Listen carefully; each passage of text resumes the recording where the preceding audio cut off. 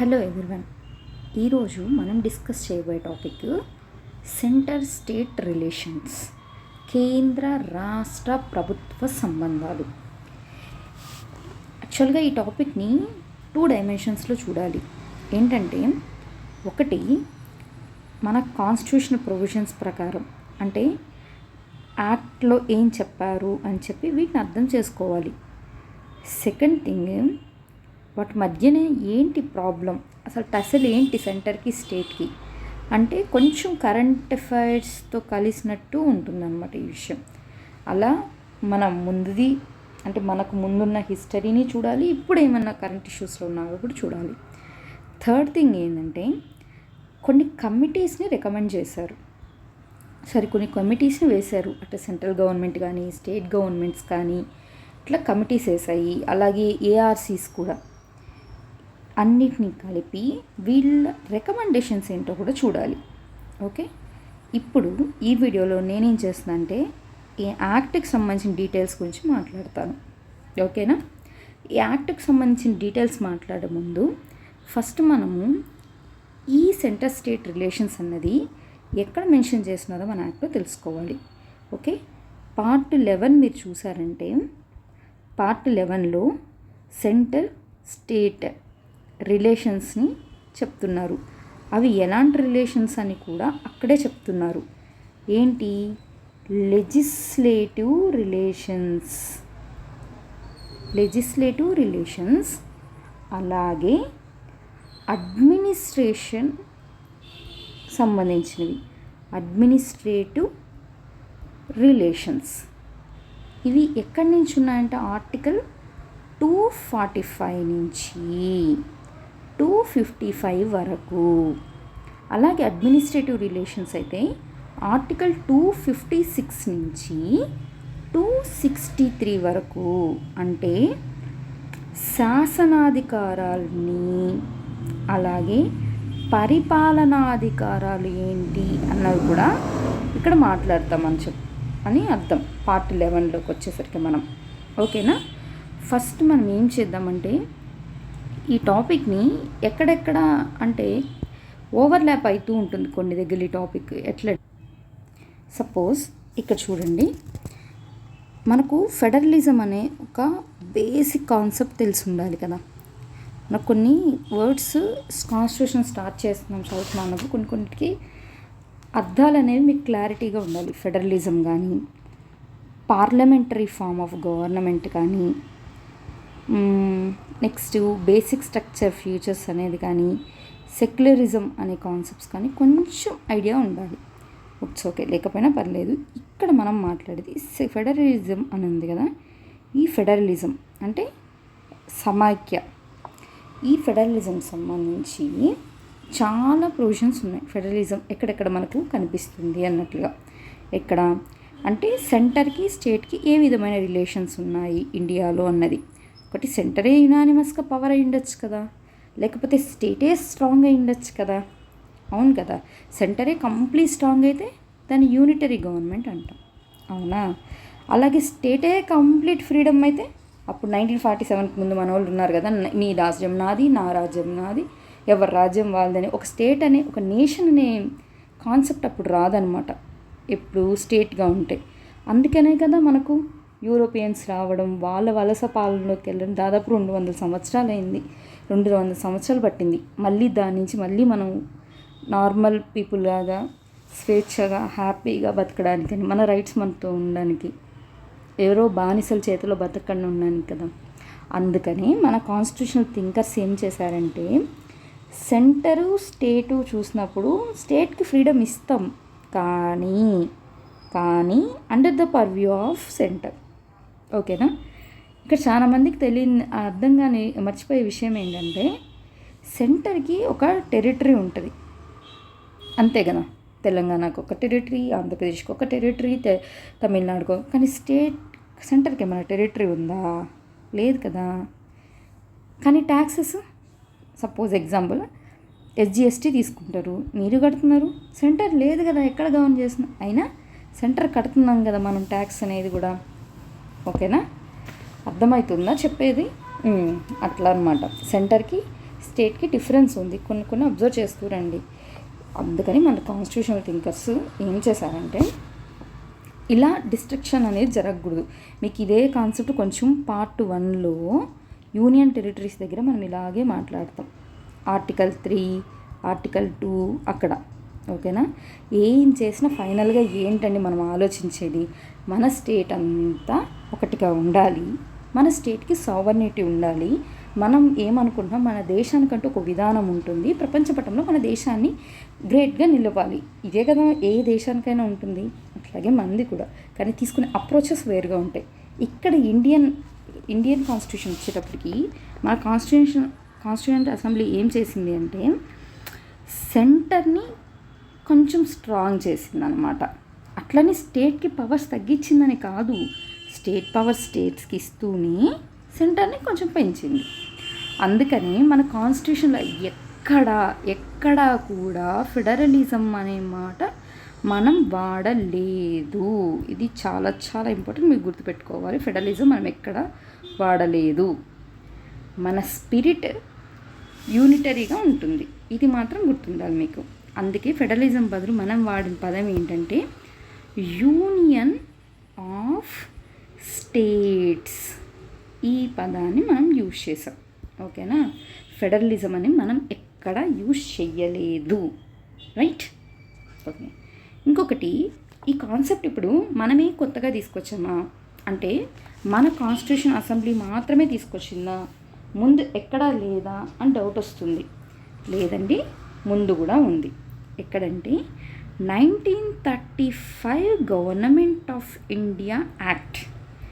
ఈ యాక్ట్ని బేస్ చేసుకొని మనం ఈ ఫెడరలిజం కాన్సెప్ట్ని మన 1950 టైంలో ఏ కాన్స్టిట్యూషన్ అయితే మనం అడాప్ట్ చేసామో ఆ కాన్స్టిట్యూషన్లో దీన్ని అడాప్ట్ చేసాం. అదే ఇప్పుడు మనం ఫాలో అవుతున్న ఈ రోజుకున్న కాన్స్టిట్యూషన్. ఓకేనా? ఇది మనం ఫెడరలిజం గురించి కొంచెం చెప్పాను అనమాట. సరే, ఇప్పుడు ప్రాక్టికల్గా చూద్దాం అసలు ఇష్యూస్ ఎక్కడుందని. ఇట్లాగే ఉండాలి మన ఫెడరలిజం కాన్సెప్ట్ని కొంచెం సింబాలిక్గా గుర్తుంటుందని ఈ ఇమేజ్ ఇక్కడ పెట్టడం జరిగింది. సేమ్ ఇలాగే ఉంటుంది కదా. ఏం మూవీ అది? RRR movie. వాళ్ళ ఇద్దరిది వచ్చేటప్పుడు కూడా ఇట్లాగే పట్టుకుంటారు హీరోస్ ఇద్దరు. అట్లా అంటే బ్రదర్స్ లాగా ఇద్దరు కలిసి ఉండండి అని చెప్పడం ఇది సింబల్గా. ఇది ఇంకొంచెం సబ్జెక్ట్ వెళ్ళినప్పుడు ఈ చార్ట్ నేను ఎక్స్ప్లెయిన్ చేస్తాను. వెయిట్. కొన్ని ఇష్యూస్ చూడండి. ఎప్పుడు చూసినా దీదీ గారు అంటే తృణమూల్ కాంగ్రెస్ ఇక్కడ కానీ, కేసీఆర్ గారు కానీ ఇంతకు తెలంగాణ సీఎంగా ఉన్నప్పుడు కానీ, లేకపోతే తమిళనాడు కానీ, అలాగే మహారాష్ట్ర అప్పుడు కానీ, కర్ణాటక టైం వాళ్ళు కానీ, ఢిల్లీ. అఫ్కోర్స్ ఇక్కడ ఢిల్లీని ఫెడరలిజం కింద చెప్పము, అది యూనిటరీ ఫీచర్ కింద వస్తుంది. దీన్ని మనం ఎక్కడ చదువుతామంటే సుప్రీంకోర్టు వస్తుంది కదా, సుప్రీంకోర్టు ఒరిజినల్ జ్యూరిస్డిక్షన్, అక్కడ ఇది ఎక్స్ప్లెయిన్ చేస్తాము. ఇక్కడ మాత్రం ఇది కాదు, బట్ ఈ ఇష్యూస్ అయితే జరుగుతున్నాయని గుర్తుపెట్టుకోండి. ఓకే. ఇక్కడ ఈ పిక్ ఒకసారి చూడండి. Peace in Manipur. ఇది ఆఫ్సా యాక్ట్ ఉంది కదా, ఆ యాక్ట్కి సంబంధించిన ఏమంటారు రైట్స్ అంటారు కదా, కొంచెం అలాగే జరిగిందనమాట. అంత పెద్ద తీవ్రంగా జరిగింది ఆ టైంలో తీసిన పిక్ అనమాట ఇది. వీళ్ళు అది నేను గూగుల్ నుంచి తీసుకొని ఇక్కడ పేస్ట్ చేశాను అనమాట. అంటే సెంటర్కి స్టేట్కి గొడవలు అవుతున్నాయి. ఓకేనా? ఆ విషయం తెలుసుకోవాలి. గొడవలు అయినంత మాత్రం నీ దారి నీది, నా దారి నాదని పోతారా? పోతే ఏమవుతుంది ఇండియా మొత్తం? ఆలోచించారా? ఒక ఫ్యామిలీనే ఉంటుంది. సపోజు ఫ్యామిలీలో గొడవలు అయినవి రావా ఎవరికి? అన్నదమ్ములే కొట్టుకుంటున్నారు కదా. ఆస్తి కోసం ఎంతమంది అన్నదమ్ములు కోర్టుకు వెళ్ళిన రోజులు లేవు. అట్లాగే ఈ కాన్సెప్ట్ మనం ఒక ఇంట్లో జరిగిన అన్నదమ్ముల కాన్సెప్ట్ లాగే చూడాలి. ఇక్కడ మీ ఇన్ఫరెన్స్ ఉన్న ఫీలింగ్స్ ఏవి ఇక్కడ పెట్టకూడదు అనమాట. ఓకేనా? ఇది కూడా ఒక డిస్క్లైమర్. నెక్స్ట్, మన కాన్స్టిట్యూషన్లో ఈ ఒక్క ప్రొవిజన్ అర్థం చేసుకోండి. డివిజన్ ఆఫ్ పవర్స్ అని పెట్టున్నారు. డివిజన్ ఆఫ్ పవర్స్ అనేవి ఎలా ఉండాలి? ఇట్లా హారిజాంటల్ డిస్ట్రిబ్యూషన్ ఆఫ్ పవరు చెప్పారు, వర్టికల్ డిస్ట్రిబ్యూషన్ ఆఫ్ పవరు చెప్పారు. హారిజాంటల్ డిస్ట్రిబ్యూషన్ ఆఫ్ పవర్ అంటే ఉన్న వింగ్లోనే ఈ లెవెల్లోనే మీకు పవర్ని అనేది డిస్ట్రిబ్యూట్ చేశారు. ఈ లెవెల్లో, ఈ లెవెల్ అంటే అది యూనియన్ లెవెల్ అవ్వచ్చు, స్టేట్ లెవెల్ అవ్వచ్చు, లోకల్ బాడీస్ లెవెల్ అవ్వచ్చు, ఏ లెవెల్లో అయినా ఈ టైప్ ఆఫ్ సెటప్ ఉంది. ఏంటి ఆ టైప్ ఆఫ్ సెటప్? ఈ ఈ డిస్ట్రిబ్యూషన్ ఆఫ్ పవర్ అనగానే మీకు ఒకటి గుర్తు రావాలి. ఏంటది? ఆర్టికల్ 50 చాలా చాలా ఇంపార్టెంట్, డిపిఎస్పికి సంబంధించింది. సపరేషన్ ఆఫ్ పవర్స్ మాట్లాడుతున్నా, అదొకసారి చూడండి. దెన్ మీకు చాలా క్లారిటీగా ఉంటుంది ఈ కాన్సెప్ట్ మీద. ఇప్పుడు ఏంటి ఇక్కడ ఏం చెప్పాలనుకుంటున్నా అంటే, పార్లమెంట్ ఒకటి ఉంటుంది, ప్రెసిడెంట్ పిఎం, సుప్రీంకోర్టు.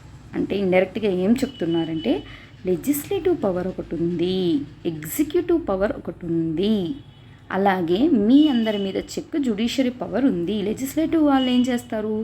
లెజిస్లేషన్స్ రూపొందిస్తారు, అంతే కదా. లెజిస్లేచర్ ఏం చేస్తుంది? లెజిస్లేషన్స్ని ఫామ్ చేస్తుంది, తీసుకొస్తుంది. ఎగ్జిక్యూటివ్ లెజిస్లేషన్ ఏమైతే తీసుకొచ్చిందో వాటిని ఇంప్లిమెంట్ చేస్తుంది. ఈ లెజిస్లేషన్ మీదే, ఈ ఎగ్జిక్యూటివ్ మీద చెక్ ఎవరున్నారు? జ్యుడిషియరీ. మీరు చేసేది కరెక్టా తప్పా అన్నది కరెక్ట్ చేస్తుంది అన్నమాట జ్యుడిషియరీ. ఎందుకంటే మన కాన్స్టిట్యూషన్ ఎలా బిల్డప్ అయిందంటే ఒక ట్రయాంగిల్ ఫామ్లో ఉందనుకోండి. ఇక్కడ స్టేట్, పబ్లిక్ అంటే ప్రజలమైన మనము, కోర్ట్, ఇవన్నిటినీ యూనియన్ని కలిపి చదవాలి, అప్పుడే అర్థమవుతుంది. ఈ సెటప్లు, ఇలా డివిజన్ ఆఫ్ పవర్స్, ఇవన్నీ మన నార్మల్గా ఉన్న సామాన్య వ్యక్తికి ఏంటి అంటే, నీ నిలబడి మాట్లాడే హక్కు కానీ, నువ్వు జీవించే హక్కు కానీ, నిన్ను ఎవరైనా సపోజ్ నిన్ను హర్ట్ చేసినా నీకు రాజ్యాంగం ఏం కల్పించి, ఒక మనిషిగా ఎన్ని రైట్స్ ఉండాలో అన్ని రైట్స్ని కాన్స్టిట్యూషన్ పరంగా ఇక్కడ మనకు కల్పించారనమాట. ఇప్పుడు కొన్ని మతాలు ఉంటాయి, ప్రతి మతానికి ఒక సాక్రెడ్ మనకు గ్రంథాలు ఉంటాయి, భగవద్గీత కానీ, ఖురాన్ కానీ, అలాగే బైబిల్ కానీ. అవి ఆ మతాన్ని ఫాలో అయ్యే వాళ్ళకే చెప్తున్నారు. బట్ కాన్స్టిట్యూషన్ అలా కాదు కదా, అన్ని మతాలకు సంబంధించిన వాళ్ళకే చెప్తుంది. అంటే ఇక్కడ మతాన్ని చూడదు, ప్రజలను చూస్తుంది. అందుకని ఆ ప్రజలకి ఏ కష్టం కలగకుండా వాళ్ళు ఎంత హ్యాపీగా బతకగలరు, వాళ్ళకి ఎలాంటి హక్కులు ఇవ్వాలి అని చెప్తూ ప్రొవైడ్ చేసినదే ఈ డిస్ట్రిబ్యూషన్ ఆఫ్ పవర్స్. ఇవన్నీ ఒక సెటప్, అడ్మినిస్ట్రేషన్ మెకానిజం లాగా పెట్టుకున్నారు. ఓకే, ఇక్కడికి హారిజాంటల్ డిస్ట్రిబ్యూషన్ ఆఫ్ పవర్. ఎందుకంటే ఎక్కువ అటు సైడ్ వెళ్తే టాపిక్ డీవియేట్ అవుతుంది. మనం ఎక్కడికి చూసినా ఈ టాపిక్ అంతా ఈ పార్ట్ 11కి సంబంధించే లింక్ చేస్తూ మాట్లాడాలి. ఇప్పుడు నెక్స్ట్ థింగ్ ఏంటంటే ఇక్కడ చూడండి, వర్టికల్ డిస్ట్రిబ్యూషన్ ఆఫ్ పవర్. ఇప్పుడు మీరేమన్నారు, మీ ఇంట్లో ఎలా ఉంటుంది మెకానిజం అని చెప్పారు. మీ కింద ఎవరు ఉంటారు? మీ బాబాయ్ వాళ్ళు ఉంటారు, లేకపోతే మీ పిన్ని వాళ్ళు ఉంటారు. వాళ్ళతో మీకేంటి, ఎలా రిలేషన్స్ ఉండాలి అన్నది వర్టికల్ డిస్ట్రిబ్యూషన్ అనమాట. పైన ఫ్లోర్ నుంచి కింద ఫ్లోర్, కింద నుంచి కిందకి, అట్లా గ్రౌండ్, అట్లా ఫ్లోర్స్గా ఎలా ఉంటుంది, అట్లాంటి ఒక సెటప్ అనమాట vertical distribution of powers. Vertical distribution of powers అన్నప్పుడు మీరు ఒక్కసారి ఇక్కడ నేను మెన్షన్ చేశాను, ఎస్ ఇక్కడ చూడండి ఒకసారి. ఇవి మామూలుగా ఆర్టికల్స్ మెన్షన్ చేశాము, ఎక్కడి నుంచి ఎక్కడికని 245, 255, 256, 263 అని చెప్పి. ఇదేంటి? లెజిస్లేటివ్, ఇది అడ్మినిస్ట్రేటివ్. ఓకే, పార్ట్ 12 ఇంకోసారి చూద్దాం, ఇప్పుడు ఈ వీడియో లెంత్ ఎక్కువైపోతుంది, ఇక్కడ వద్దు. నెక్స్ట్ డివిజన్ ఆఫ్ పవర్స్ చూడండి. డివిజన్ ఆఫ్ పవర్స్ అనేది మన కాన్స్టిట్యూషన్లో ఉన్న ఒక బ్యూటిఫుల్ ఫీచర్ అనమాట. Division of powers. Division of powers అంటే అదేదో ఒక వర్డ్లా చదువుతూ ఉంటే మీకు క్లారిటీ ఉండదు. మీరు ఎట్లా అర్థం చేసుకోండి, డివిజన్ ఆఫ్ పవర్స్ అంటే స్టేట్స్కి ఉన్న రైట్స్ ఇవి, అవునా? ఇప్పుడు మీకు ఒక సివిలియన్గా మీకేం రైట్స్ ఉన్నాయంటే ఏం మాట్లాడతాం మనము? ఫండమెంటల్ రైట్స్ గురించి మాట్లాడతాం, అవునా? అలాగే స్టేట్స్ కూడా వాటికంటూ ఫ్రీడమ్ ఉండాలి కదా. ఆ స్టేట్స్ ఎక్కడో ఉంటాయా? మనమే కదా స్టేట్లో ఉండేది. ఒక్కొక్క రాష్ట్రం ఒక్కొక్కటి, అట్లా ప్రతి స్టేట్కి డివిజన్ ఆఫ్ పవర్స్. ఏంటి అంటే షెడ్యూల్ 7లో చెప్పారు. ఏం చెప్పారు? లిస్టుల గురించి చెప్పారు. 1వ లిస్టు, 2వ లిస్టు, 3వ లిస్ట్ అని చెప్పారు. అక్కడ రెసిడ్యువల్ లిస్ట్ చెప్పారా? లేదు, 3 లిస్టుల గురించి చెప్పారు, 4 లిస్టుల గురించి చెప్పలేదు. ఇంకొంచెం ఒకేసారి ఎటు షెడ్యూల్ 7 చదువుతున్నారు కదా, స్టేట్కి సంబంధించి ఇంకా 2, 3 ఉన్నాయి కదా, అవి కూడా చూసేసేయండి. ఏంటి? షెడ్యూల్ 4 కౌన్సిల్ ఆఫ్ స్టేట్స్, అంటే రాజ్యసభకు సంబంధించి. రాజ్యసభ మెంబర్ అనే అతన్ని మీరేమన్నా లైక్ ఎమ్మెల్యే ఈ కాన్స్టిట్యుయెన్సీ నుంచి గెలిచాడు, ఎంపీ లోక్సభ ఈ కాన్స్టిట్యుయెన్సీ గెలిచాడు, అలాగని రాజ్యసభ ఎంపీ ఈయన ఈ జిల్లా నుంచి ఈ కాన్స్టిట్యుయెన్సీ గెలిచాడని చెప్తారా మీరు? ఎక్కడ అలా లేదు. ఎవరు వాళ్ళు? Representatives of the state. Representative of the state అందుకే వాళ్ళు కౌన్సిల్ ఆఫ్ స్టేట్స్ అంటారంటే రాష్ట్రాల తరపున ప్రాతినిధ్యం వహిస్తున్నారు వాళ్ళు. అలాగే షెడ్యూల్ 1 ఇక్కడ ఏంటి, పార్ట్ 1 చదివినప్పుడు కూడా చదువుతారు. యూనియన్ ఆఫ్ స్టేట్స్ అని చెప్పి దాంట్లో ఏ ఏ రాష్ట్రాలు ఉన్నాయి ఏంటి ఈ లిస్ట్ అంతా చెప్పేది షెడ్యూల్ 1, రైట్. నెక్స్ట్ చూడండి ఆర్టికల్ 246 ఇప్పుడు చూస్తాం మనం. ఆర్టికల్ 250 చూస్తాం. ఈ షెడ్యూల్ 7 అర్థం కావాలంటే ఈ రెండు కూడా చదివితే మీకు ఇంకొంచెం క్లారిటీ ఉంటుంది. ఇక్కడ వరకు మనకి ఇచ్చిన సెటప్ అంటే యాజ్ ఆన్ 1950 టైంకి ఇచ్చేస్తున్నారు. కానీ ఆ రోజుకి మన ఇండియా పరిస్థితి ఏంటి, అప్పుడే స్వాతంత్రం వచ్చింది, జనాభా 30 కోట్ల మంది ఉన్న దేశం ఇది. ఏ దేశానికి ఇప్పుడు ఒక రాష్ట్రం ఇప్పుడు ఇంత సమాచార వ్యవస్థ పెరిగింది, ఇంత మీడియా పెరిగింది, సోషల్ మీడియా ఈ టైం కాబట్టి కొంచెం కొద్ది గొప్ప మనకు న్యూస్ అనేది ఈజీగా రీచ్ అవుతుంది. కాబట్టి ఏ స్టేట్లో ఏ సీఎం ఏం మాట్లాడుతున్నారు, ఎలా మెకానిజం జరుగుతుంది త్రూ అవుట్ ఇండియా అని కొంచెమైనా ఒక అర్థమవుతుంది ఏ రోజు ఏం జరుగుతుందని. అప్పుడు అలా లేదు కదా, అసలు ఎంత తారతమ్యాలు ఉండేవి, రిచ్ పూర్ ఉండేవాళ్ళు, క్యాస్ట్ డిస్క్రిమినేషన్. అసలు మనం ఎంత సిచ్యువేషన్లో ఉన్నామంటే టెంపుల్లో కూడా అందరూ వెళ్ళి దేవుడికి మనస్ఫూర్తిగా దండం పెట్టుకోలేనంత దౌర్భాగ్య పరిస్థితిలో కొన్ని జాతుల వాళ్ళు మిగిలిపోయాం, అవునా. అలాంటి సిచ్యువేషన్లో ఎలా నెక్స్ట్ నా కంట్రీ డెవలప్ అవ్వాలి అనుకొని ఎంత ఫోర్ సైటెడ్తో రాసినా ఒక 50 ఏళ్ళలో 100 ఏళ్ళలో ఫ్యూచర్ అయితే రాయలేం కదా. అది ఎవరి మీద డిపెండ్ అవ్వాలి, అది ఎవరి మీద డిపెండ్ అవుతుందంటే తర్వాత వచ్చే తరాల మీద డిపెండ్ అవుతుంది. కాబట్టి ఆ తర్వాత వచ్చే తరాల వాళ్ళు వాళ్ళ ప్రజలకు ఏం కావాలో వాళ్ళు తెలుసుకొని ఈ కాన్స్టిట్యూషన్కి సంబంధించి ప్రొవిజన్స్ మార్చుకునే విధంగా ఈ పార్ట్ 20లో మనకు ఆర్టికల్ 368 ఒక బ్రహ్మాస్త్రాన్ని ఇచ్చారు, ఓకేనా. ఆ 368 సబ్ క్లాస్ 2లోని ఈ ప్రొవిజన్ ఉంటుంది చూడండి. ఏం మాట్లాడుతుంది 368 సబ్ క్లాస్ 2? 2 మెజారిటీస్ గురించి మాట్లాడుతుంది. Special majority special majority plus 50% of the states. So ఇక్కడ 50% ఆఫ్ ద స్టేట్స్ ఉండాలి అని చెప్పి ఇక్కడ కూడా స్టేట్స్కి వాల్యూ పెంచింది. అంతే కదా, నీకు ఇప్పుడు మనం అందరం ఓట్స్ వేస్తాం, సొసైటీ అందరు ఉంటారు, కానీ వీళ్ళలో 18 బిలో ఉంటాం. వీళ్ళ రైట్స్ గురించి ఎవరు పట్టించుకుంటున్నారు, ఎవరు రిప్రజెంట్ చేస్తున్నారు? ఓటర్గా ఉన్న అతనికి మాత్రం ఎంత ఉంటుంది హంగామా ఆ ఎలక్షన్ అయ్యేదాకా. మరి వీళ్ళేమైపోవాలి అంటే ఎందుకు నీకే ఇంత వచ్చి వాల్యూ ఇస్తున్నాడు ఒక ఎమ్మెల్యే అంటే నీ వాల్యూ, నీ అవసరం ఉంది, ఈరోజు నీ ఓట్ నాకు ఇంపార్టెంట్ కాబట్టి నేను ఎమ్మెల్యేగా నేను నిన్ను అడుగుతా. అట్లాగే యూనియన్ కూడా ఏదైనా మెజారిటీ చేయాలంటే స్టేట్స్కి రైట్ ఈ ప్రొవిజన్ ఉంటేనే కదా స్టేట్స్ని కూడా లెక్క చేస్తుంది. ఏమో వరస్ట్ ఆఫ్ ద వరస్ట్ కండిషన్లో ఏమైనా ఆర్బిట్రీగా అయిపోయి ఉండొచ్చు యూనియన్. అలాంటప్పుడు ఈ ప్రొవిజన్ యూజ్ చేస్తారని మన ఇంటలెక్చువల్స్ ఆలోచించి ఇలా పెట్టారనమాట, ఓకేనా. ఇలా స్టేట్స్కి సముచిత స్థానం ఇచ్చారు కాన్స్టిట్యూషన్ బై ఇట్ సెల్ఫే. కానీ ఇప్పుడు ఏం జరిగింది అన్నది మనం ఈ ఆర్టికల్ ద్వారా చూద్దాం. కొన్ని కరెంట్ ఇష్యూస్లో ఉన్నవి ఇక్కడ నేను నాకు చెప్పాను కదా ఫెడరలిజం అన్నవి, ఈ కొన్ని పదాలు ఇప్పుడు ఫ్రీక్వెంట్గా న్యూస్లో ఉంటాయి చూడండి. కోఆర్డినేటెడ్ ఫెడరలిజమా, ఈ కోఆపరేటివ్ ఫెడరలిజం అయితే నీతి ఆయోగ్ ఫస్ట్ ఎప్పుడు తీసుకొచ్చారు, 2015లోనైనా నీతి ఆయోగ్ తీసుకొచ్చింది. అప్పుడు ఈ కోఆపరేటివ్ ఫెడరలిజం అనేది న్యూస్లో చాలా ఫ్రీక్వెంట్గా కనిపించేది. ఇంకొకటి ఫెడరలిజంలో కూడా మనది ఏ టైప్ ఆఫ్ ఫెడరలిజము, ఇండియాది వచ్చి జాయినింగ్ టుగెదర్ ఫెడరలిజం, అదే యూఎస్ఏది కమింగ్ టుగెదర్. మనం అందరం ఒకటిగా ఉంటాం ఇండియాలో, మనకు కావాల్సింది మనం యూనియన్ కింద ఉండి చేస్తుంటాం, ఓకేనా. ఫెడరేషన్ పదం కానీ ఫెడరలిజం అనే పదం కానీ వాడిందా లేదు, యూనియన్ ఆఫ్ స్టేట్స్ అని వాడింది. యూనియన్ ఆఫ్ ఇండియా అనే పదం పెద్దదా, టెరిటరీ ఆఫ్ ఇండియా అనే పదం పెద్దదా? టెరిటరీ ఆఫ్ ఇండియా అంటే స్టేట్స్, యూటీస్, ఇంకేదైనా ఫ్యూచర్లో కూడా మన వాళ్ళు ఆక్యుపై చేయబోతుంటే అది కూడా వస్తుంది. యూనియన్ ఆఫ్ ఇండియా అంటే మన స్టేట్స్ గురించి మాట్లాడుతుంది, ఓకేనా. Union of India, government of India, next central government, okay right. ఈ పదాలు కొన్ని చూడండి, వర్డ్స్ గురించి చెప్పారు, కొంచెం వొకాబులరీ ఉంటుంది. ఇంకొన్ని బిల్స్ చూడండి. ఇప్పుడు రీసెంట్ టైంలో అంటే మనం ఈరోజు వీడియో చేసే టైం ఇప్పుడు 2024 డిసెంబర్, ఈ టైంకి కొన్ని బిల్స్ కాంట్రవర్సీ అయింది. ఈ సెంటర్ స్టేట్ రిలేషన్స్ని వాడే చెప్తున్నట్టు అగ్రికల్చర్ బిల్స్ ఎంత ఎజిటేషన్ జరిగిందండి కోవిడ్ అప్పుడు. స్టేట్స్ ఏమన్నాయి, మీరు ఈ మండీలు అలా ఇలా అని చెప్పి, మా అగ్రికల్చర్ అనేది ఎవరి సబ్జెక్టు? State subject.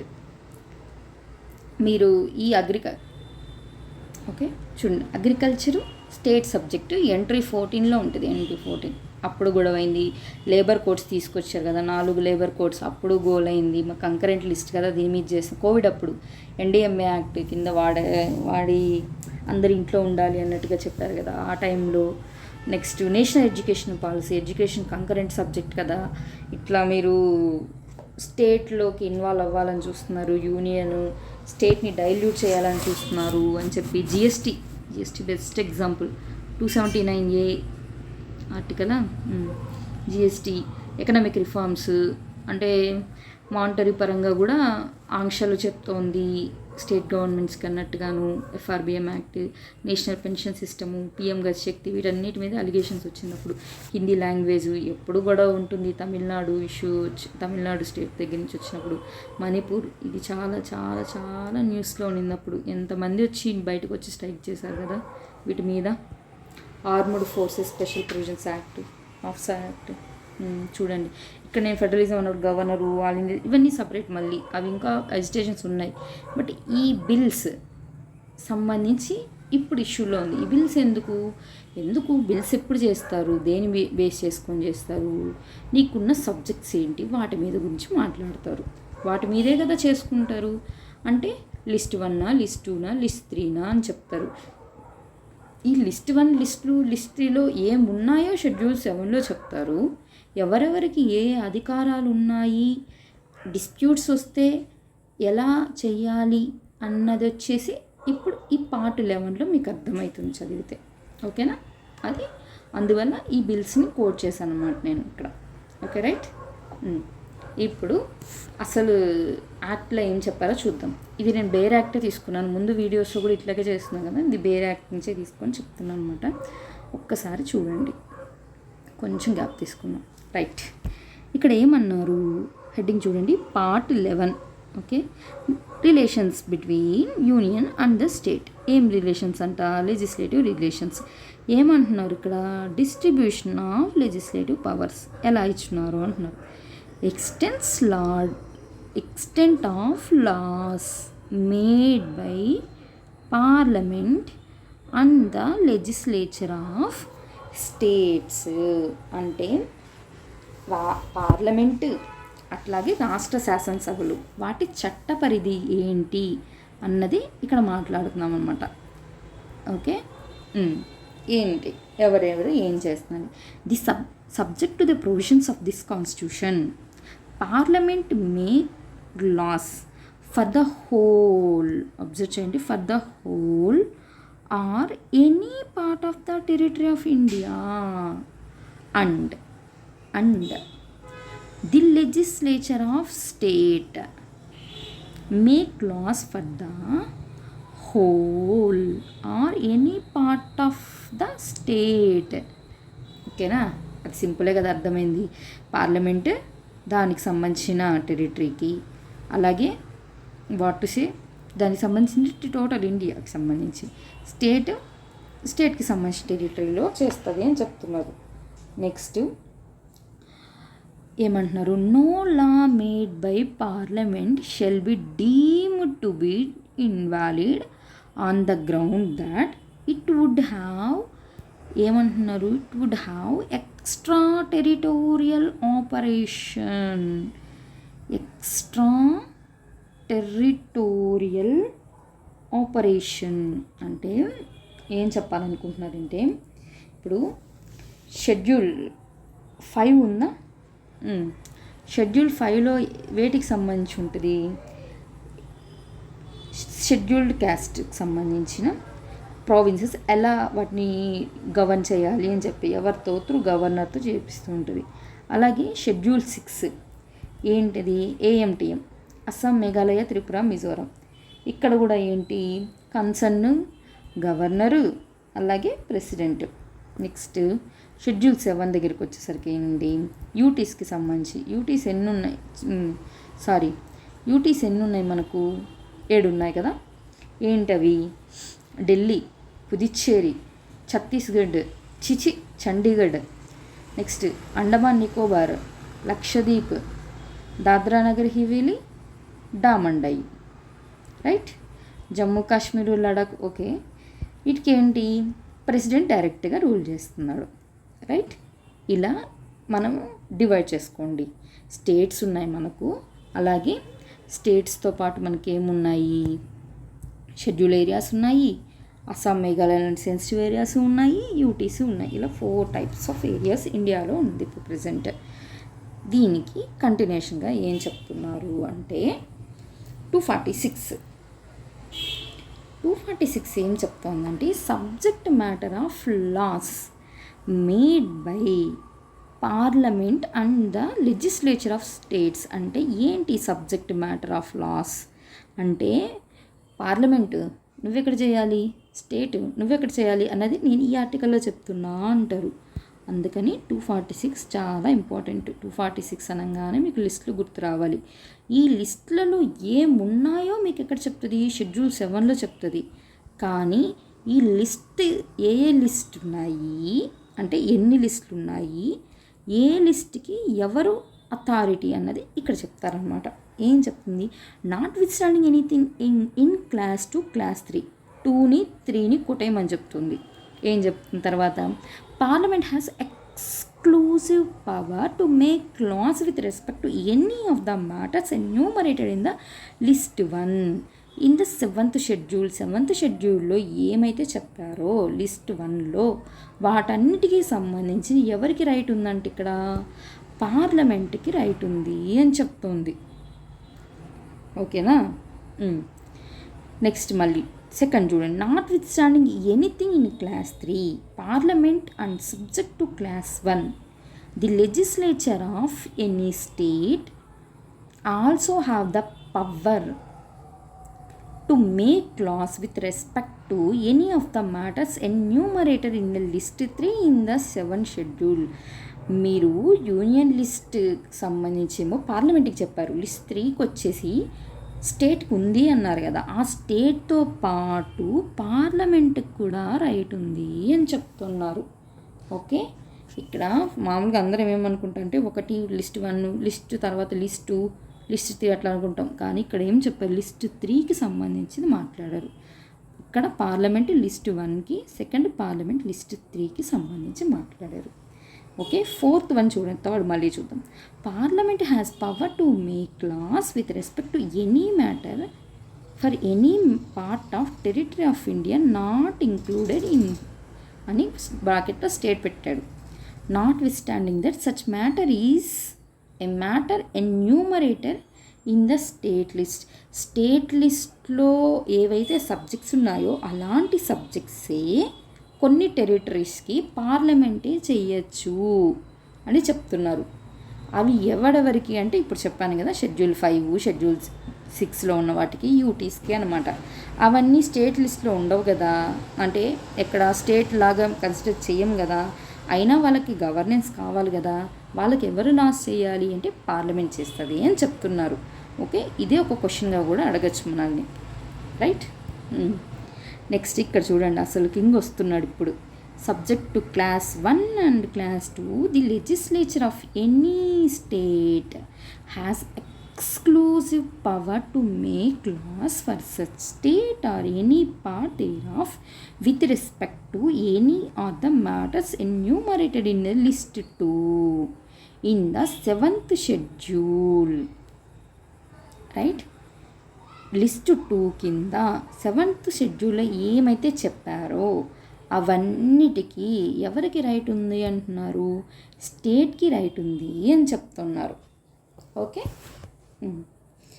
246A చూడండి, not with standing anything contained in articles 246 and 254.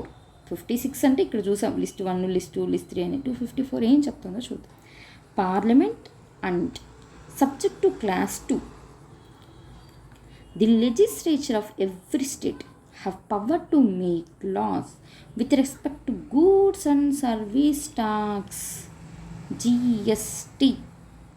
Okay, GST ఎప్పటి నుంచి 2016 చెప్తున్నాడు చూడండి ఇక్కడ. ఈ యాక్ట్ ఎప్పుడేని చెప్పి 2016లో యాక్ట్ తెచ్చారు. ఇంప్లిమెంటేషన్ 2017 జూలై 1 నుంచి వచ్చింది. Okay, by the union or by such state.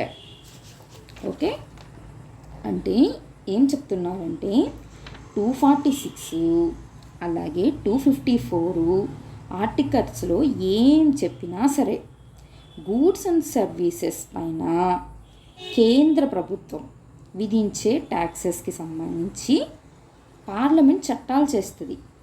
At the same time రాష్ట్రంలో ఉన్న గూడ్స్ అండ్ సర్వీసెస్ పైన కన్సర్న్ స్టేట్స్ చేస్తాయి అంటున్నారు. అంటే సిజిఎస్టీ గురించి మాట్లాడుతుంది, ఎస్జిఎస్టీ గురించి మాట్లాడుతుంది.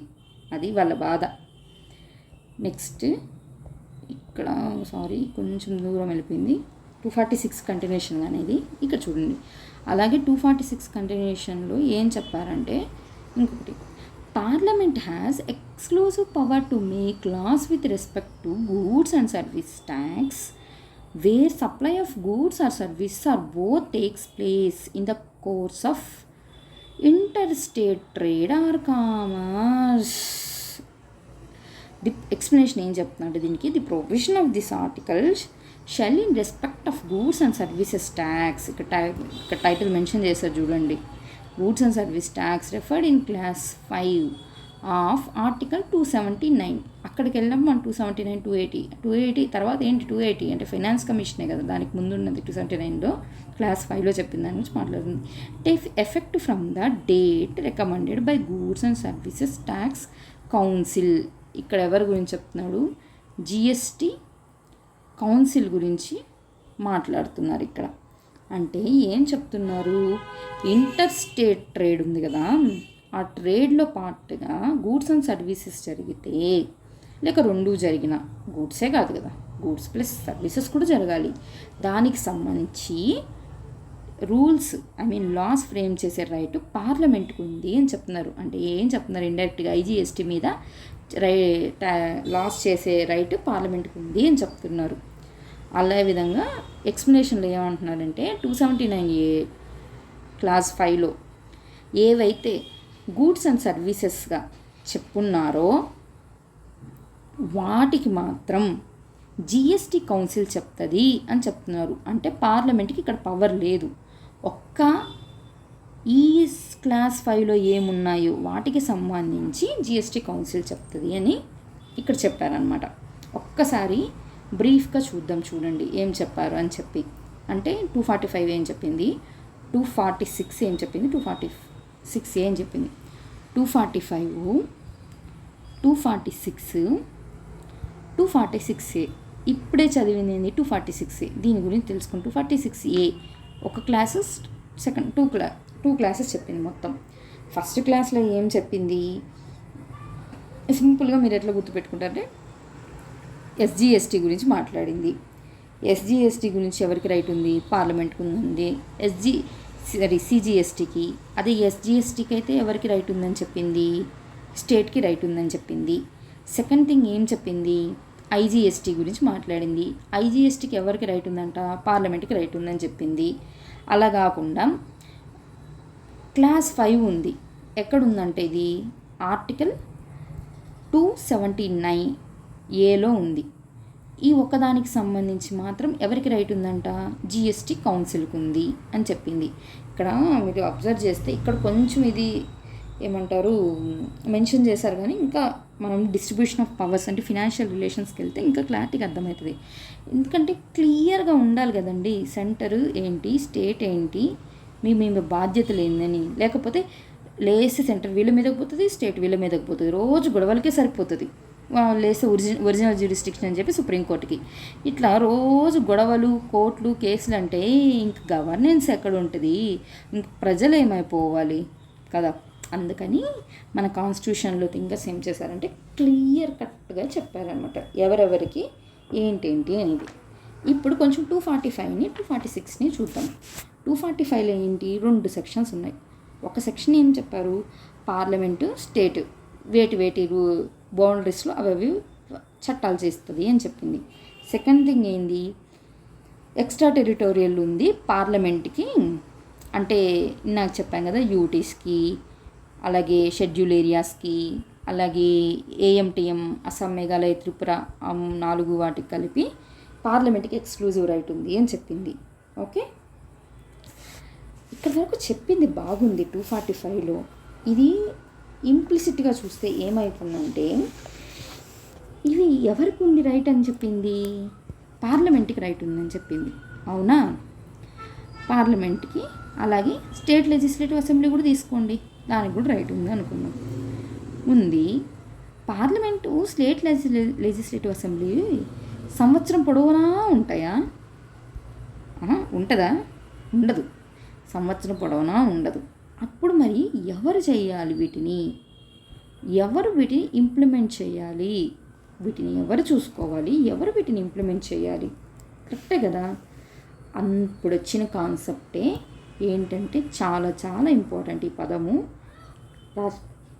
బాగా గుర్తుపెట్టుకోండి. ఇది డెలిగేటెడ్ లెజిస్లేషన్.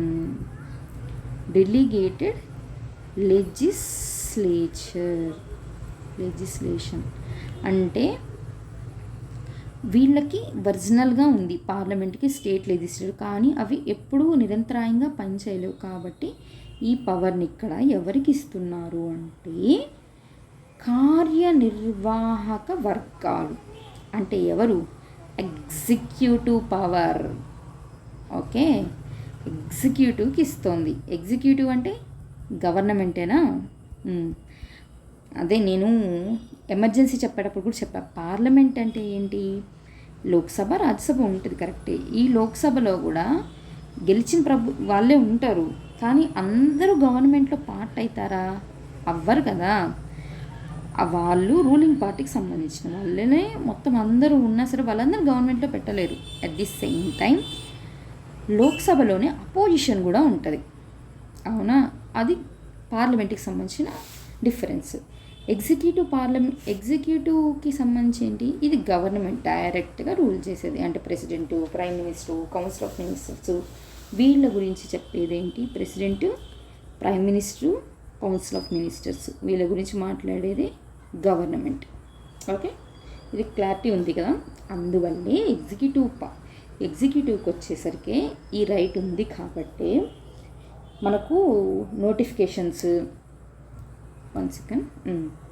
నోటిఫికేషన్స్ అయినా, సర్క్యులర్స్ అయినా, అలాగే రెగ్యులేషన్స్ అయినా, రూల్స్ అయినా, బైలాస్ అని కొన్ని గవర్నమెంట్ ఇష్యూ చేస్తుంది, జీఓస్, ఇలాంటి వాటన్నిటికీ ఇష్యూ చేసిన వీటికి ఏవైతే పార్లమెంటు చట్టాలు చేస్తుందో ఆ చట్టాలకు ఉన్న శాంటిటీనే ఉంటుంది వీటికి కూడా. ఓకేనా, చట్టాలకున్న శాంటిటీనే వీటికి ఉంది అంటే దానికి ఉన్న కష్టం కూడా దీనికి ఉంటుంది. ఏంటది, దీని మీద ఎక్కడైనా నెగిటివ్గా ఉంటే, అంటే ఇచ్చిన చట్టానికి లోబడి లేకపోతే కోర్టుకి వెళ్ళచ్చు, కోర్టులో క్వశ్చన్ చేయొచ్చు. ఓకేనా, ఇది ఈ డెలిగేటెడ్ లెజిస్లేషన్ సంబంధించిన కాన్సెప్ట్. ఇప్పుడు ఈ రెండు చెప్పింది కరెక్టే, బట్ ఇది అసలు రాజ్యాంగబద్ధమేనా అని కూడా డౌట్ ఉంటుంది అందరికీ.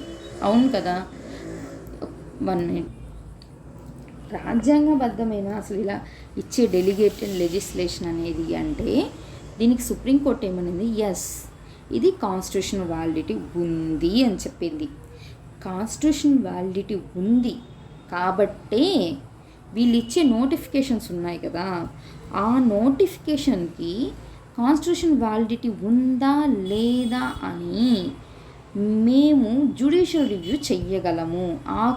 ఆ రైట్ బోత్ హైకోర్టుకి సుప్రీంకోర్టుకి ఉంది అని కూడా చెప్పింది. ఓకే, అసలు అది కాన్స్టిట్యూషన్ వ్యాలిడిటీనా కాదా అనడమే ఒక పెద్ద క్వశ్చన్. దానికి సుప్రీంకోర్టు రైట్ అని చెప్పింది. దానికి మళ్ళీ ఏమనింది, దానికి మళ్ళీ జ్యుడిషియల్ రివ్యూ కూడా ఉంది, అది రైట్ కూడా హైకోర్టుకి సుప్రీంకోర్టుకి ఉంది అని చెప్పింది అనమాట. ఓకే, ఇక్కడ ఇంకో క్లారిటీ మనకు రావాల్సింది ఏంటంటే, మనం ఆల్రెడీ ఏం చెప్పున్నాము, పార్లమెంట్ ఉంది, అలాగే ఎవరు స్టేట్ లెజిస్లేటివ్ అసెంబ్లీ ఉంది, ఇవి ఎప్పుడు ఉండలేవు కాబట్టి ఎగ్జిక్యూటివ్కి ఇచ్చింది అని చెప్పాం కదా. ఎగ్జిక్యూటివే గవర్నమెంట్ అని చెప్పాం కదా. ఇప్పుడు ఈ గవర్నమెంట్ ఏం చేసింది, నోటిఫికేషను, రూల్స్, రెగ్యులేషన్స్, సర్క్యులర్స్ ఇవన్నీ ఇచ్చింది అని చెప్పాం కదా. వీటికి ఎలా అయితే ఈ లాస్కి ఉందో శాంటిటీ, అలాగే వీటికి కూడా ఉంది. At the same time judicial review కూడా సేమ్గా ఉంది అని కూడా చెప్పాం. ఇక్కడ వరకు కరెక్టే. కానీ ఇప్పుడు లా నువ్వు ఒకటి చేసి దానికి సంబంధించిన రూల్స్ అండ్ రెగ్యులేషన్స్ ఒకటి చేస్తే సరిపోతుందా? కాదు కదా. ఇప్పుడు ట్రాఫిక్ మోటార్ వెహికల్ యాక్టే ఉంది, మోటార్ వెహికల్ యాక్టే చేసావు, చేసి రూల్స్ని ఇష్ట ప్రకారం పెడితే సంబంధం లేకుండా అవ్వదు కదా. అందుకని ఒక చిన్న డిస్క్లైమర్ ఇక్కడ ఏముంది అంటే, మీరు శాసనాలు చేస్తారు కదా, ఏ శాసనాలు అయితే చేస్తారో ఆ శాసనాలకి సేమ్ లైన్లో ఉండాలి ఈ రూల్స్ అండ్ రెగ్యులేషన్, నోటిఫికేషన్స్. అంటే వాటికి అనుగుణంగానే ఉండాలి తప్ప వీటికి అగైనెస్ట్గా అసలు ఇవి ఎందుకు తెచ్చారో ఆ యాక్ట్కి అగైనెస్ట్గా మాత్రం ఇవి ఉండకూడదు. ఓకే, ఇదొక్కటి గుర్తుపెట్టుకోవాలి. డెలిగేటెడ్ లెజిస్లేషన్లో రిమైనింగ్ అంతా సేమ్ లాస్కి సంబంధించి ఏముంటుందో అదే శాంటిటీ దీనికి కూడా ఉంటుంది. Okay right. ఇదంతా 245 చదివినప్పుడు మీకు బ్యాక్డ్రాప్లో గుర్తుండాల్సిన అంశం అన్నమాట. 246ని చదివేశాం, 245ని చదివేశాం. 246 ఆల్రెడీ చెప్పుకున్నాం కదా. ఏంటి, ఏ లిస్ట్కి ఎవరు హై అని చెప్పి, ఎవరు అథారిటీ అని చెప్పి, list 1, list 2, list 3, list 4, list 4కి, లిస్ట్ 3కి, లిస్ట్ 2కి, లిస్ట్ 1కి. లిస్ట్ 1కి ఎవరు ఉన్నారు? పార్లమెంట్. లిస్ట్ 2కి కూడా పార్లమెంటే, లిస్ట్ 4 కూడా పార్లమెంట్. ఒక్క లిస్ట్ 3కి తప్ప మిగతా అన్నిటికీ పార్లమెంటే ఉంటుందన్నమాట.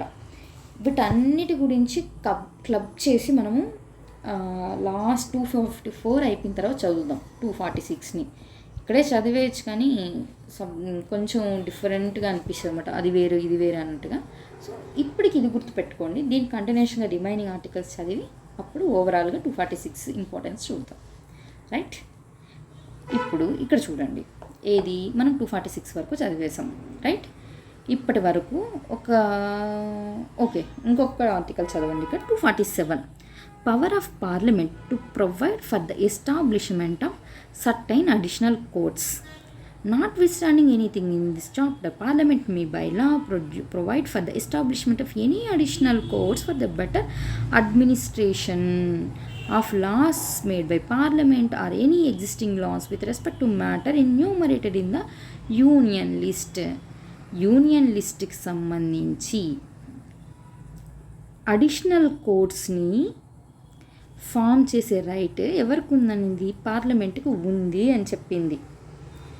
ఇక్కడ రీజన్ ఏం చెప్పారో చూడండి. ఏమో చెప్పారు, ఫర్ బెటర్ అడ్మినిస్ట్రేషన్ అని చెప్పారు. బెటర్ అడ్మినిస్ట్రేషన్ అంటే ఎప్పుడైనా డిస్ట్రిక్ట్స్ని డివైడ్ చేసినప్పుడు కూడా చూడండి ఇదే చెప్తారు. అప్పుడు తెలంగాణ, ఏపీ ఇవన్నీ డిస్ట్రిక్ట్స్ని రీఆర్గనైజ్ చేసింది కదా, మళ్ళీ మార్చింది వాటి బౌండరీస్ అన్నీ. అప్పుడు కూడా ఏమన్నారు, బెటర్ అడ్మినిస్ట్రేషన్ అని చెప్పారు ఇదే లిస్ట్. ఇక్కడ ఏమన్నారు, అడిషనల్ కోర్ట్స్ గురించి మాట్లాడారు. ఉన్న కోర్ట్స్ ఎట్లా, డిస్ట్రిక్ట్ కోర్ట్స్, హైకోర్టు, సుప్రీంకోర్టు ఇట్లా కాకుండా అడిషనల్ కోర్ట్స్ కూడా ఫామ్ చేయొచ్చు అంట. ఎవరు? పార్లమెంట్. రైట్ పార్లమెంట్కి ఉంది. కానీ ఏ సబ్జెక్ట్ మీద అంటే ఆ సబ్జెక్ట్ మీద కాదు, యూనియన్ లిస్ట్లో ఏ సబ్జెక్ట్స్ ఉన్నాయో వాటి గురించి మాట్లాడాలని చెప్పింది అన్నమాట. నిజంగా పార్లమెంట్ చేస్తుందా అట్లా? కోర్ట్ అంటేనే ఏంది, లెజిస్లేషన్ మీద ఒక చెక్ లాగా ఉంటుంది. అలాంటప్పుడు పార్లమెంట్ మళ్ళీ కావాలని చెప్పి ఏదో చెప్తారు కదా, అడిగి మరీ ఏదో సంథింగ్ అట్లా ఉంటుంది అనమాట. అట్లా చేస్తుందా? బట్ ఉంది ప్రొవిజన్ అయితే. రైట్. నెక్స్ట్ 248. ఓకే, ఒక్క చిన్న విషయం. ఇప్పటిదాకా ఏం చదివారు? 245 చదివేశారు, అవునా? 246 చదివాము. నెక్స్ట్ 246Aని చదివేశాం. నెక్స్ట్ 247ని చదివేశాం. రైట్. ఇక్కడ ఈ 4 వరకు ఫస్ట్ ఒక సెట్ లాగా తీసుకోండి. దీంట్లో మనం కంటిన్యూ చేయాల్సి 246. ఇప్పుడు ఈ 246కి ఎక్సెప్షన్స్ లాగా చూడాలన్నమాట. ఇప్పుడు చదివేవన్నీ మనము ఎట్లా అంటే ఒకసారి చూడండి. ఒక రకంగా ఇవన్నీ 246కి ఎక్సెప్షన్సే అవుతాయి. రైట్. 246లో ఏం చెప్పారు? First list, second list, third list, fourth list అన్నట్టు చెప్పింది. ఫోర్త్ లిస్ట్ కాదులేండి నేను అంటున్నాను, 4 టైప్స్గా 4 క్లాసెస్ పెట్టారనమాట. ఇక్కడ 249 ఏం చెప్తోంది అంటే power of parliament to legislate with respect to matter in the ఏం చెప్పారు స్టేట్ లిస్ట్. మీకు 246 లిస్ట్ 3లో సబ్ క్లాస్ 3లో ఏం చెప్పారు లిస్ట్ 2కి సంబంధించి స్టేట్ చేయాలి అని చెప్పింది, అవునా. ఇక్కడ ఏమంటున్నారు కానీ 249కి వచ్చేసి power of parliament to legislate with respect to matter in the state list అంటే 246 క్లాస్ 2 ఏదైతే ఉందో దానికి 249 ఆపోజిట్గా ఉంది, అవునా.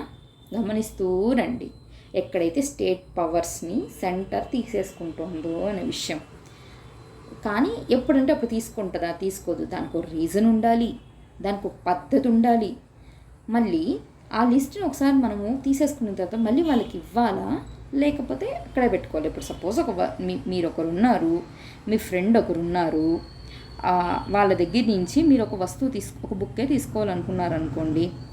ఆ బుక్ తీసుకోవాలి అనుకున్నప్పుడు ఫస్ట్ అడుగుతారా, అవునా.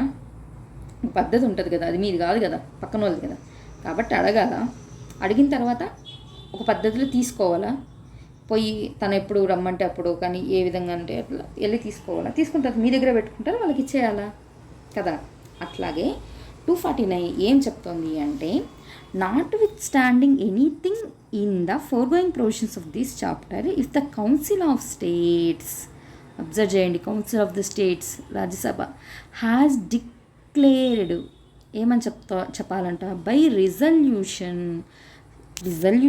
చెప్పాలి. ఆ రిజల్యూషన్ కూడా ఎలా ఉందంటే not less than 2/3 of the members present and voting that it is necessary or expedient in the national interest that Parliament should make laws with respect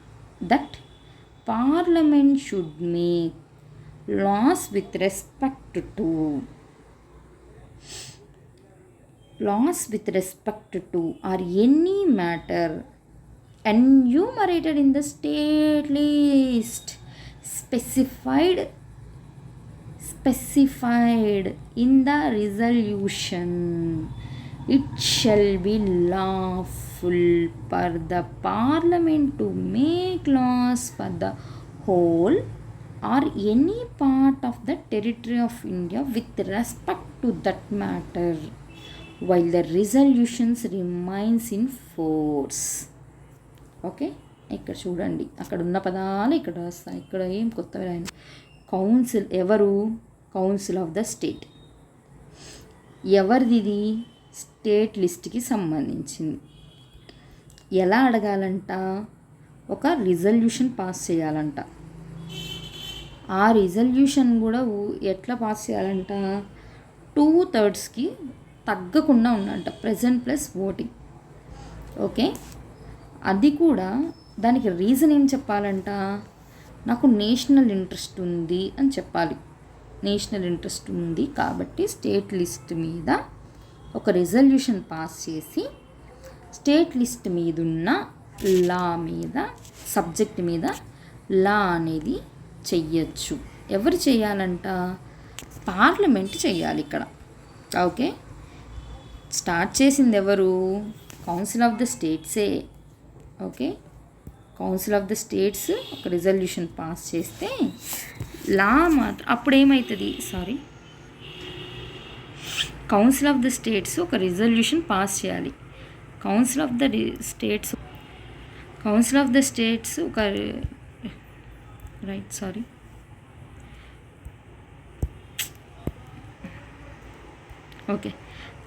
the states ఒక రిజల్యూషన్ పాస్ చేస్తే అప్పుడు ఏమవుతుంది, ఒక entry అనేది ఎక్కడి నుంచి, ఈ state లిస్ట్లో నుంచి వీళ్ళకి వచ్చేస్తుంది, అవునా.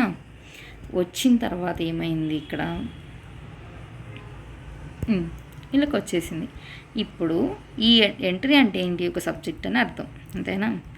ఇప్పుడు ఏం చెయ్యాలి, పార్లమెంట్ ఏం చేయొచ్చు అంటే వేటింగ్ పడితే వాటిన కాదు. ఇప్పుడు స్టేట్ లిస్ట్ అంటే మొత్తం మనకు తెలిసే 61 నుంచి 66కి తగ్గింది అంటే 61 ఉన్నాయనుకోండి. 61 మీద కాదు, 61 మీద కాదు. పార్లమెంట్ ఏం చేయొచ్చు అంటే ఏ సబ్జెక్ట్ అయితే ఇక్కడ తీసుకునిందో ఆ ఎంట్రీ మీద ఇక్కడ ఏం చేస్తుంది, లా చేస్తుంది అన్నమాట. ఇది ఇక్కడ చెప్పిన దాన్ని బట్టి అర్థం. ఓకే. సెకండ్ ఏం చెప్తున్నారు, a resolution passed under clause 1 shall remain in force for such period not exceeding 1 year. 1 year వరకు అలా తెచ్చిన లా అనేది ఫోర్స్లో ఉంటుంది. ఇప్పుడు ఈ లా అనేది పర్మనెంటా, ఎప్పటికీ ఉండిపోతుందా?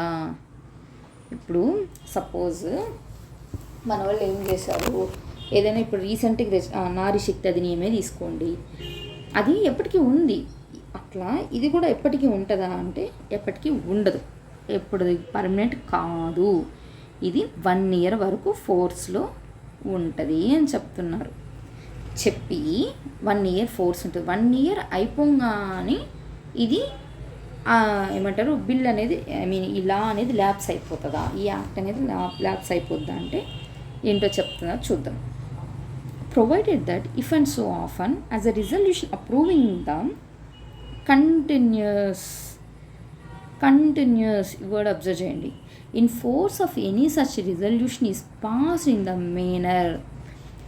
The manner provided in the clause 1. ఏ మేనర్ అంట, క్లాస్ 1లో ఏ మేనర్ అయితే చెప్పున్నారో అదే విధంగా. Okay. Clause 1 such resolution shall in ఏది పడితే అదా లేదు, ఏదైతే లా పాస్ చేస్తున్నారో దానికి సంబంధించిన లానే shall continue in force for a further period of 1 year from the date on which under this class it would otherwise cease to be in force. Okay. ఏం చెప్తున్నారంటే పైన ఏం చెప్పారో అట్లాగే ఒక రిజల్యూషన్ పాస్ చేయాలి. ఎందుకోసమంటే అది మళ్ళీ మనం కంటిన్యూషన్లో పెడుతున్నప్పుడు. అంటే అర్థం ఏంటంటే ఇక్కడ 2గా ఉన్నాయి చూడండి. సబ్ క్లాస్ 2లోనే ఒక పేరా ఫస్ట్ చెప్తున్నారు, ఇంకో పేరా ఇక్కడ చెప్తున్నారు. సబ్ క్లాస్ 2లోనే ఫస్ట్లో ఏం చెప్తున్నారంటే మీరు ఈ విధంగా తెచ్చారు కదా సబ్ క్లాస్ 1 ద్వారా, అలా తెచ్చింది 1 year ఉంటుంది అని చెప్తున్నారు. ఒకవేళ 1 year తర్వాత కానీ మీరు మళ్ళీ కావాలి అనుకుంటే మళ్ళీ సేమ్ మెథడ్లో ఇంకో 1 year ఎక్స్టెన్షన్ కోసం మీరు రెన్యువల్ చేసుకోవాల్సి ఉంటుంది అని చెప్తున్నారు. అంటే ఎప్పటి వరకైనా చేయొచ్చు, కానీ 1 year పొగిడి ఏమంటారు ఎక్స్టెండ్ చేసుకుంటూ ఉండాలి. అంటే something like national emergency article 356 ఎలా చెప్పాము, ఆర్టికల్ 356 వచ్చినప్పుడు ఆల్రెడీ మన దాంట్లో వీడియో ఉంది కదా, అది 6 months ఎక్స్టెండ్ చేసుకుంటూ ఉండాలి, కానీ దానికి పర్టికులర్ టైం లిమిట్ చెప్పలేదు. అట్లాగే ఇది కూడా ఏంటంట 1 year ఎక్స్టెండ్ చేసుకోవాలి అన్నారు. సరే మేము తీసుకున్నాం, ఆ రోజు అవసరం ఉందని చెప్పి. ఒకవేళ లేదు అనుకుందాం, 1 year అయిపోయింది, మాకు లేదు దాని అవసరం అనుకుందాం. అప్పుడు ఏంటి పరిస్థితి అంటే ఇది చెప్పారు చూడండి, a law made by parliament which parliament would not. ఒక లాని పార్లమెంట్ చేసింది కానీ యాక్చువల్గా చేసే అధికారం లేదు దానికి, కానీ ఇప్పుడు చేసింది.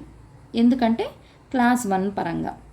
ఓకే. ఈ ప్రొవిజన్స్ అన్ని ఫాలో అయ్యి ఒక లా చేసింది.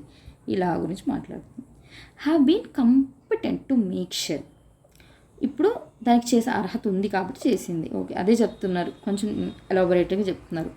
కమా to the extent of incompetency cease to have effect on the expiration of period of cease. ఎప్పుడంట cease to have effect on the expiration of period of 6 months after the resolution has ceased to be in force, except as respect things done or omitted to be done before the expiration of the said period.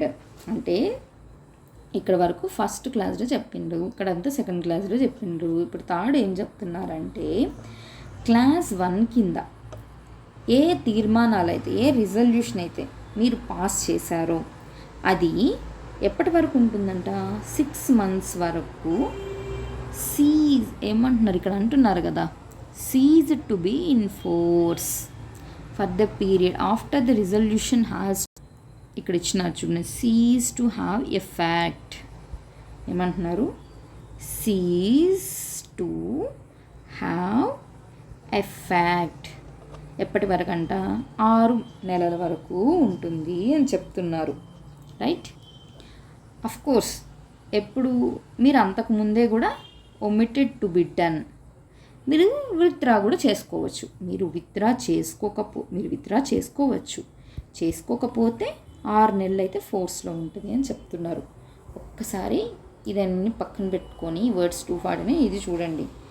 ఏం లేదు, ఏం చెప్తున్నారు వీళ్ళు, state list దగ్గర ఉంది, వేరే colour తీసుకున్నప్పుడు కొంచెం క్లారిటీగా ఉంటుంది. రైట్, వేరే లిస్ట్లో ఉంది. ఆ లిస్ట్లో నుంచి మీరు ఏం చెప్తున్నారు, రీజన్ నేషనల్ ఇంపార్టెన్స్ ఉంది అని చెప్పి ఒక ఎంట్రీని తెచ్చేసుకున్నారు. ఎలా తెచ్చుకున్నారు, రిజల్యూషన్ పాస్ చేశారు, 2/3తో మీకు వచ్చేసింది. ఇప్పుడు ఏం చేస్తుంది, ఎవరు తీసుకొచ్చారు, ఇది కౌన్సిల్ ఆఫ్ స్టేట్స్ తీసుకొచ్చింది. కౌన్సిల్ ఆఫ్ స్టేట్స్ తీసుకురాగానే ఇప్పుడు ఏంటిది, పార్లమెంట్కి చట్టబద్ధత వచ్చేసింది దాని మీద లా చేయడానికి. పార్లమెంటు లా చేసేసింది. ఇదిగోండి, పార్లమెంట్ లా చేసింది. అలా చేసినలా ఎప్పటికీ ఉంటుందా అనేది ఒకటి క్లారిటీ లేదు. ఎప్పటి వరకు ఉంటుంది, 1 year మాత్రమే ఉంటుంది అని చెప్పారు.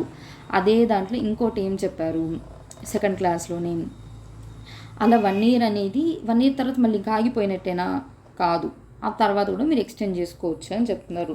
అంటే ఒకసారి తెస్తే ఇంకెప్పటికీ ఉండే అట్లా కాకుండా కొంచెం ప్రొసీజర్ని కాంప్లికేట్ చేయడం అనమాట ఇదంతా. 1 year రెన్యువల్ తీసుకోండి అన్నారు. సబ్ క్లాస్ 3లో ఏం చెప్పారు, మీరు వెనక్కి తీసేసుకోండి, తీసేసుకోవచ్చు, నో ప్రాబ్లం.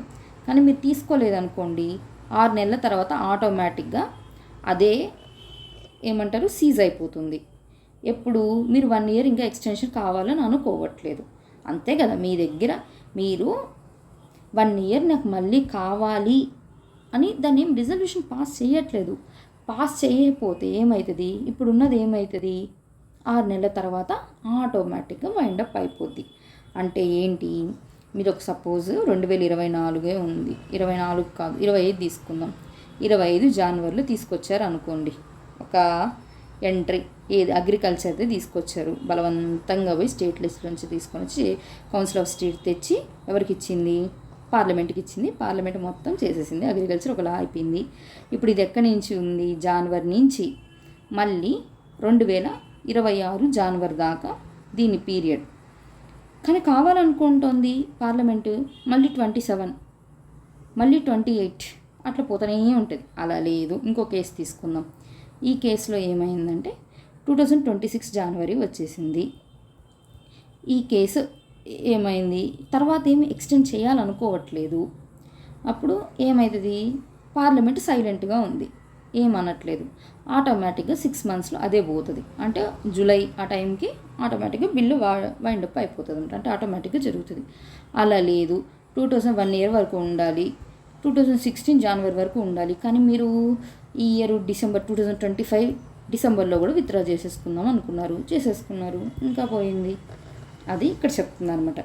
ఇప్పుడు విత్డ్రా ఇక్కడ ఇంకో విషయం గమనించాలి, ఆర్టికల్ 249 ఇంత చెప్తుంది, బట్ వీటన్నిటిలో ఎక్కడైనా తర్వాత ఏంటి 1 year ఎక్స్టెన్షన్ అని చెప్పింది ఒక కేసులో, తర్వాత 6 monthsలో వెనక్కి వస్తుంది అని చెప్పింది, అంతకన్నా ముందే తీసేసుకోవచ్చు అని కూడా చెప్పింది. తీసేసుకోవచ్చు అంటే స్టేట్ లిస్ట్కి వచ్చేసింది అని అర్థం, అంతేనా? ఓకే, స్టేట్ లిస్ట్కి వచ్చేసింది అని చెప్పి ఇండైరెక్ట్గా మీకు హింట్ ఇస్తున్నారు ఇక్కడ. అంటే ఇక్కడ అర్థం కావాల్సింది ఏంటంటే 249 కింద మీరు ఏదైనా పార్లమెంట్ చట్టం చేసినా సరే అది ఒరిజినల్ నేచర్ స్టేట్ లిస్ట్ కిందనే ఉంటుంది. రైట్. ఇప్పుడు 249 ఒక ఇప్పుడు 250 చూడండి. 250 ఏం చెప్తున్నారు, 250కి వచ్చేసరికి power of parliament to legislate with respect to any matter in the state list. ఇది కూడా స్టేట్ లిస్ట్లో ఉన్న ఐటమ్ని తీసుకోవడమే చెప్తుంది. For the proclamation of emergency is in operation. ఇక్కడ ఏం రీజన్ చెప్తుంది, ఇది కూడా తీసుకోవడమే, 249 అయినా తీసుకోవడమే. ఓకే, కొంచెం చిన్న చేద్దాం. 250 అయినా కూడా స్టేట్ లిస్ట్ దగ్గర నుంచి తీసుకోవడమే. 249కి ఏమంటున్నాం, నేషనల్ ఇంపార్టెన్స్ అంటున్నాం. 250కి ఏమంటున్నాము, ఎమర్జెన్సీ అంటున్నారు. ఈ ఎమర్జెన్సీ ఏం ఎమర్జెన్సీ అంటే నేషనల్ ఎమర్జెన్సీ, అంటే ఆర్టికల్ 352, రైట్. ఇది ఆల్రెడీ అక్కడ చెప్పున్నాం, ఏది ఎమర్జెన్సీ చేసున్నాం కదా 352ది, అక్కడ ఆల్రెడీ చెప్పున్నాం. ఒకసారి అక్కడ కూడా చూడండి, ఇంకొంచెం బెటర్గా అర్థమవుతుంది. ఓకే, ఇక్కడ ఏం చెప్పున్నారు చూద్దాం. 250లో 2 సెక్షన్లు చెప్పున్నారు, 1, 2. ఏంటంట, not with in this chapter parliament shell make while a proclamation of emergency is in operation have power to make laws for the whole or any part of the territory of India with respect to any of the matters enumerated in the state list.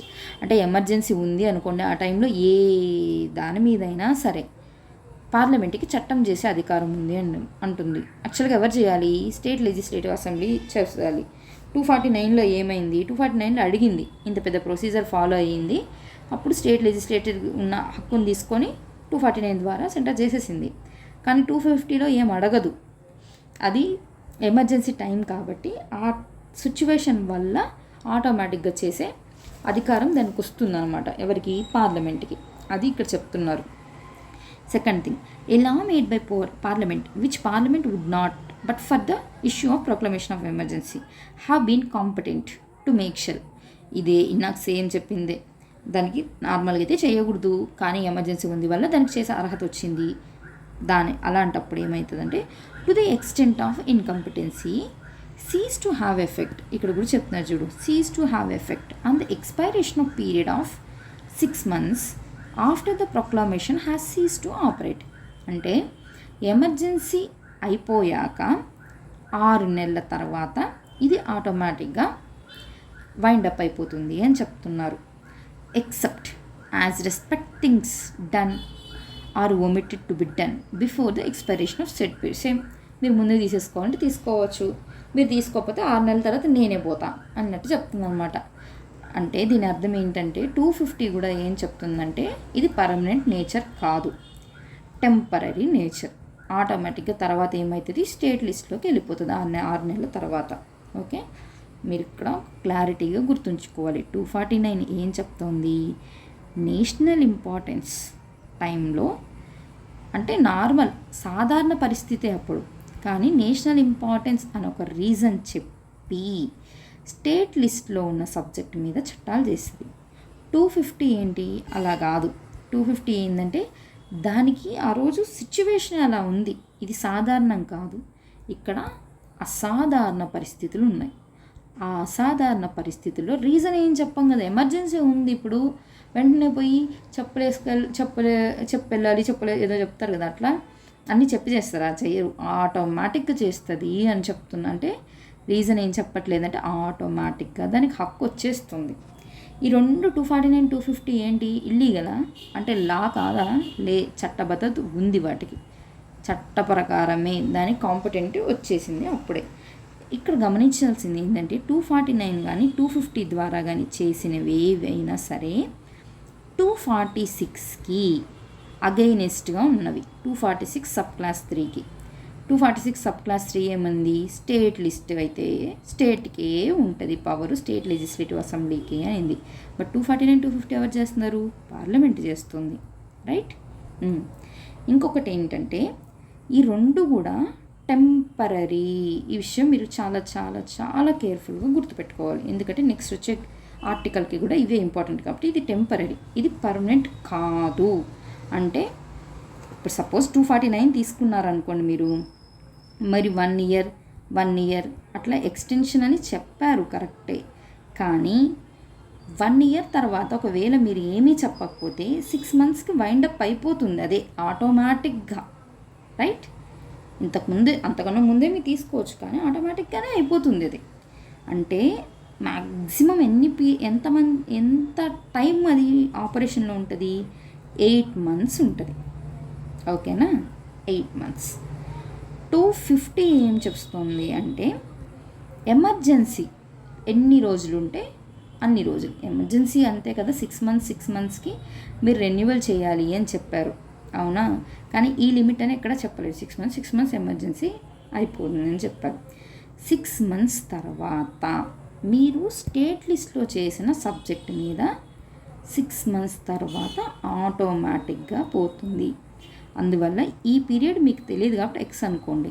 X plus 6 months కింద రాసుకోండి. Right? అంతకన్నా ఇవన్నీ ఆటోమేటిక్గా ఉన్నవి చెప్తున్నాను నేను. Right?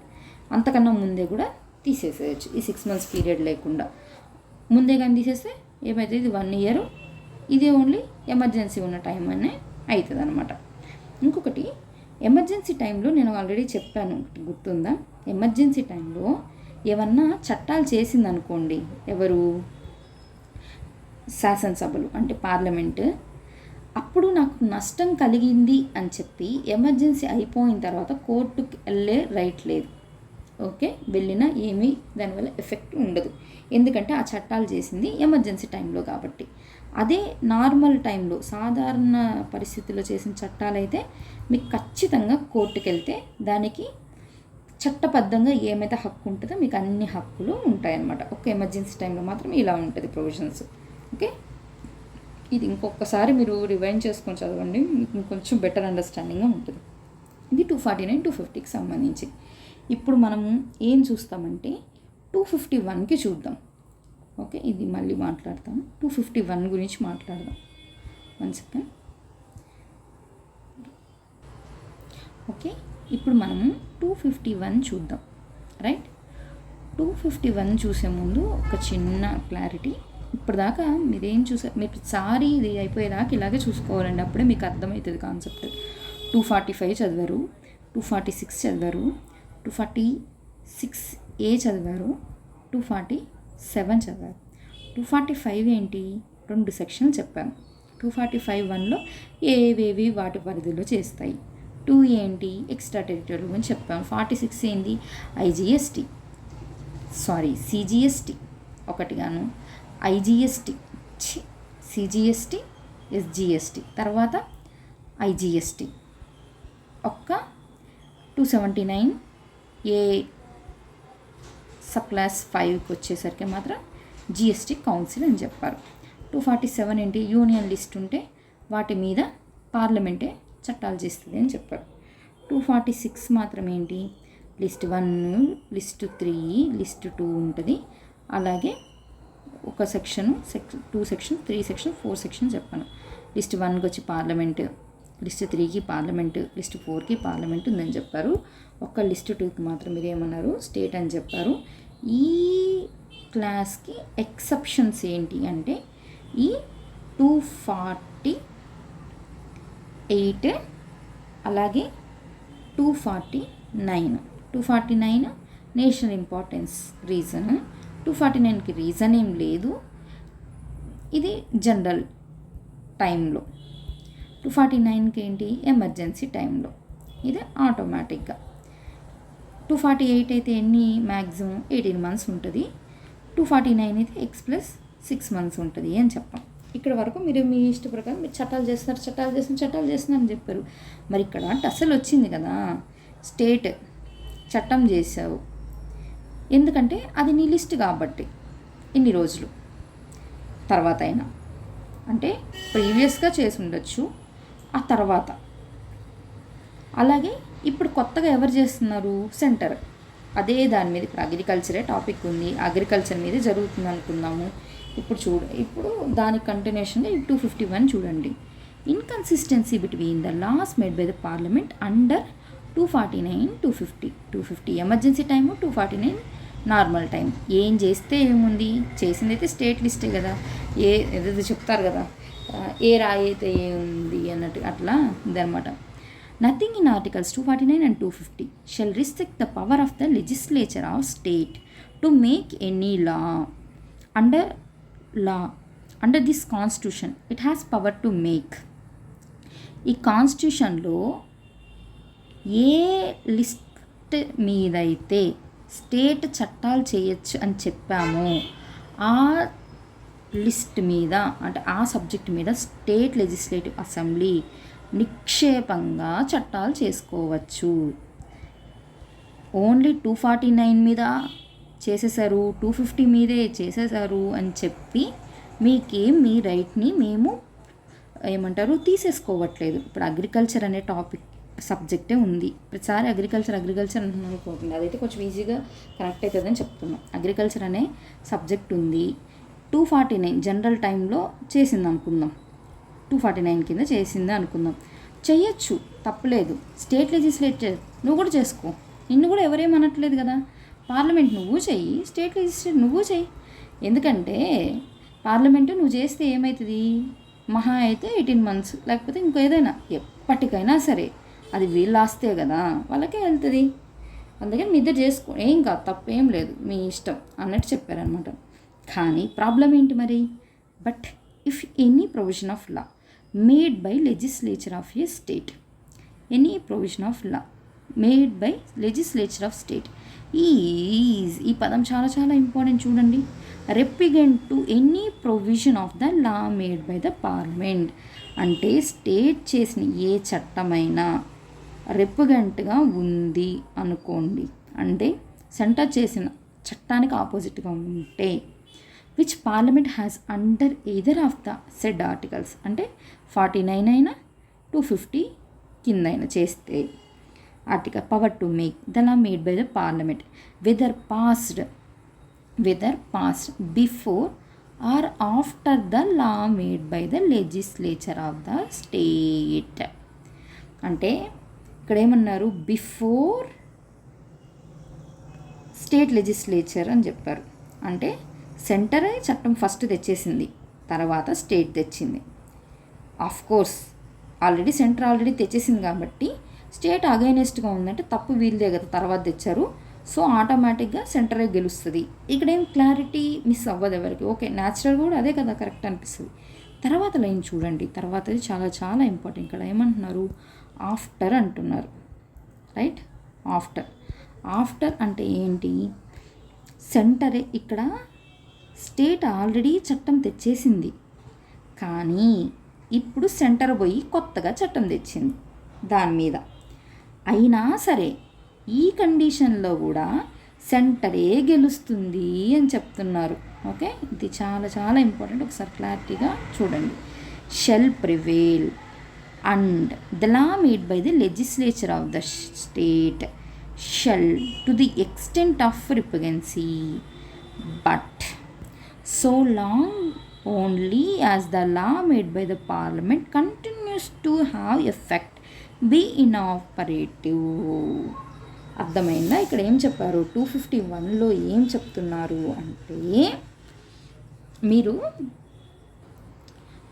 First ఏమంటున్నారు, 251కి వచ్చేసరికి ఏమనింది, ఇప్పటి వరకు వీళ్ళు ఏం చెప్తున్నారు, బాబు స్టేట్ యాక్చువల్గా అది నీదే కదా లిస్ట్, కాబట్టి నీ సబ్జెక్టే కాబట్టి 249 కింద చట్టం తెచ్చినా ఎవరు, సెంటర్ 250, అంటే ఈ కండిషన్ కంటిన్యూషన్లా చూడండి.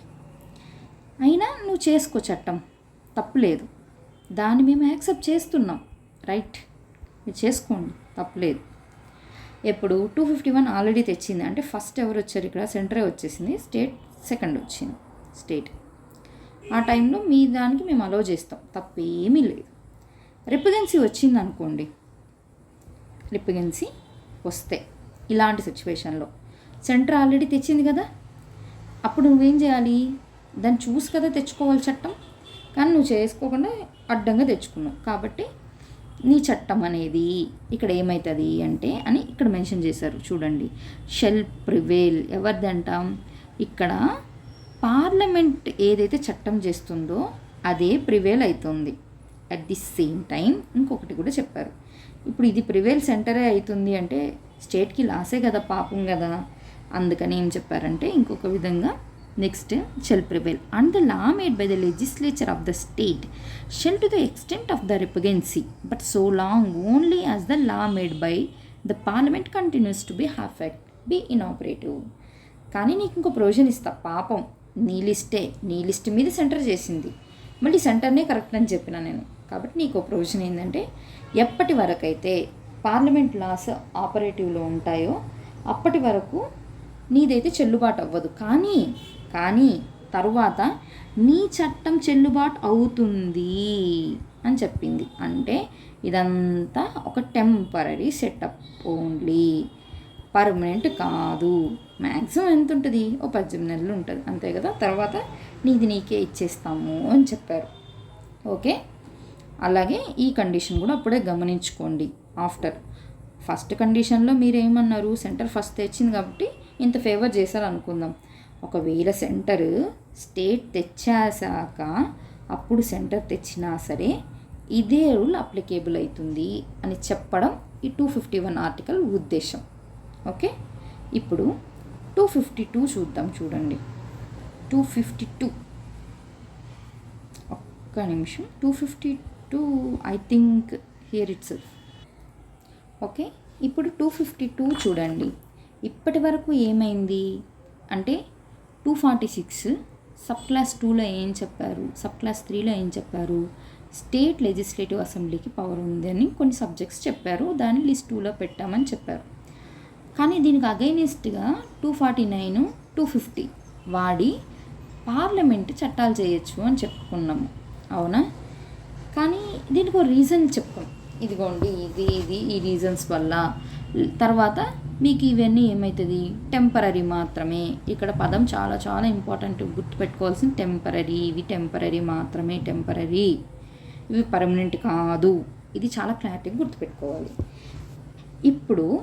ఇప్పుడు కూడా మనం మాట్లాడేది ఏంటి, 250లోను, ఒక్క నిమిషం, 252లోను అలాగే 253లోను మాట్లాడేది సెంటర్ తీసుకోవడమే. కానీ ఇప్పుడు వచ్చేది ఇంకా సీరియస్ ఏంటంటే ఇవి పర్మనెంట్.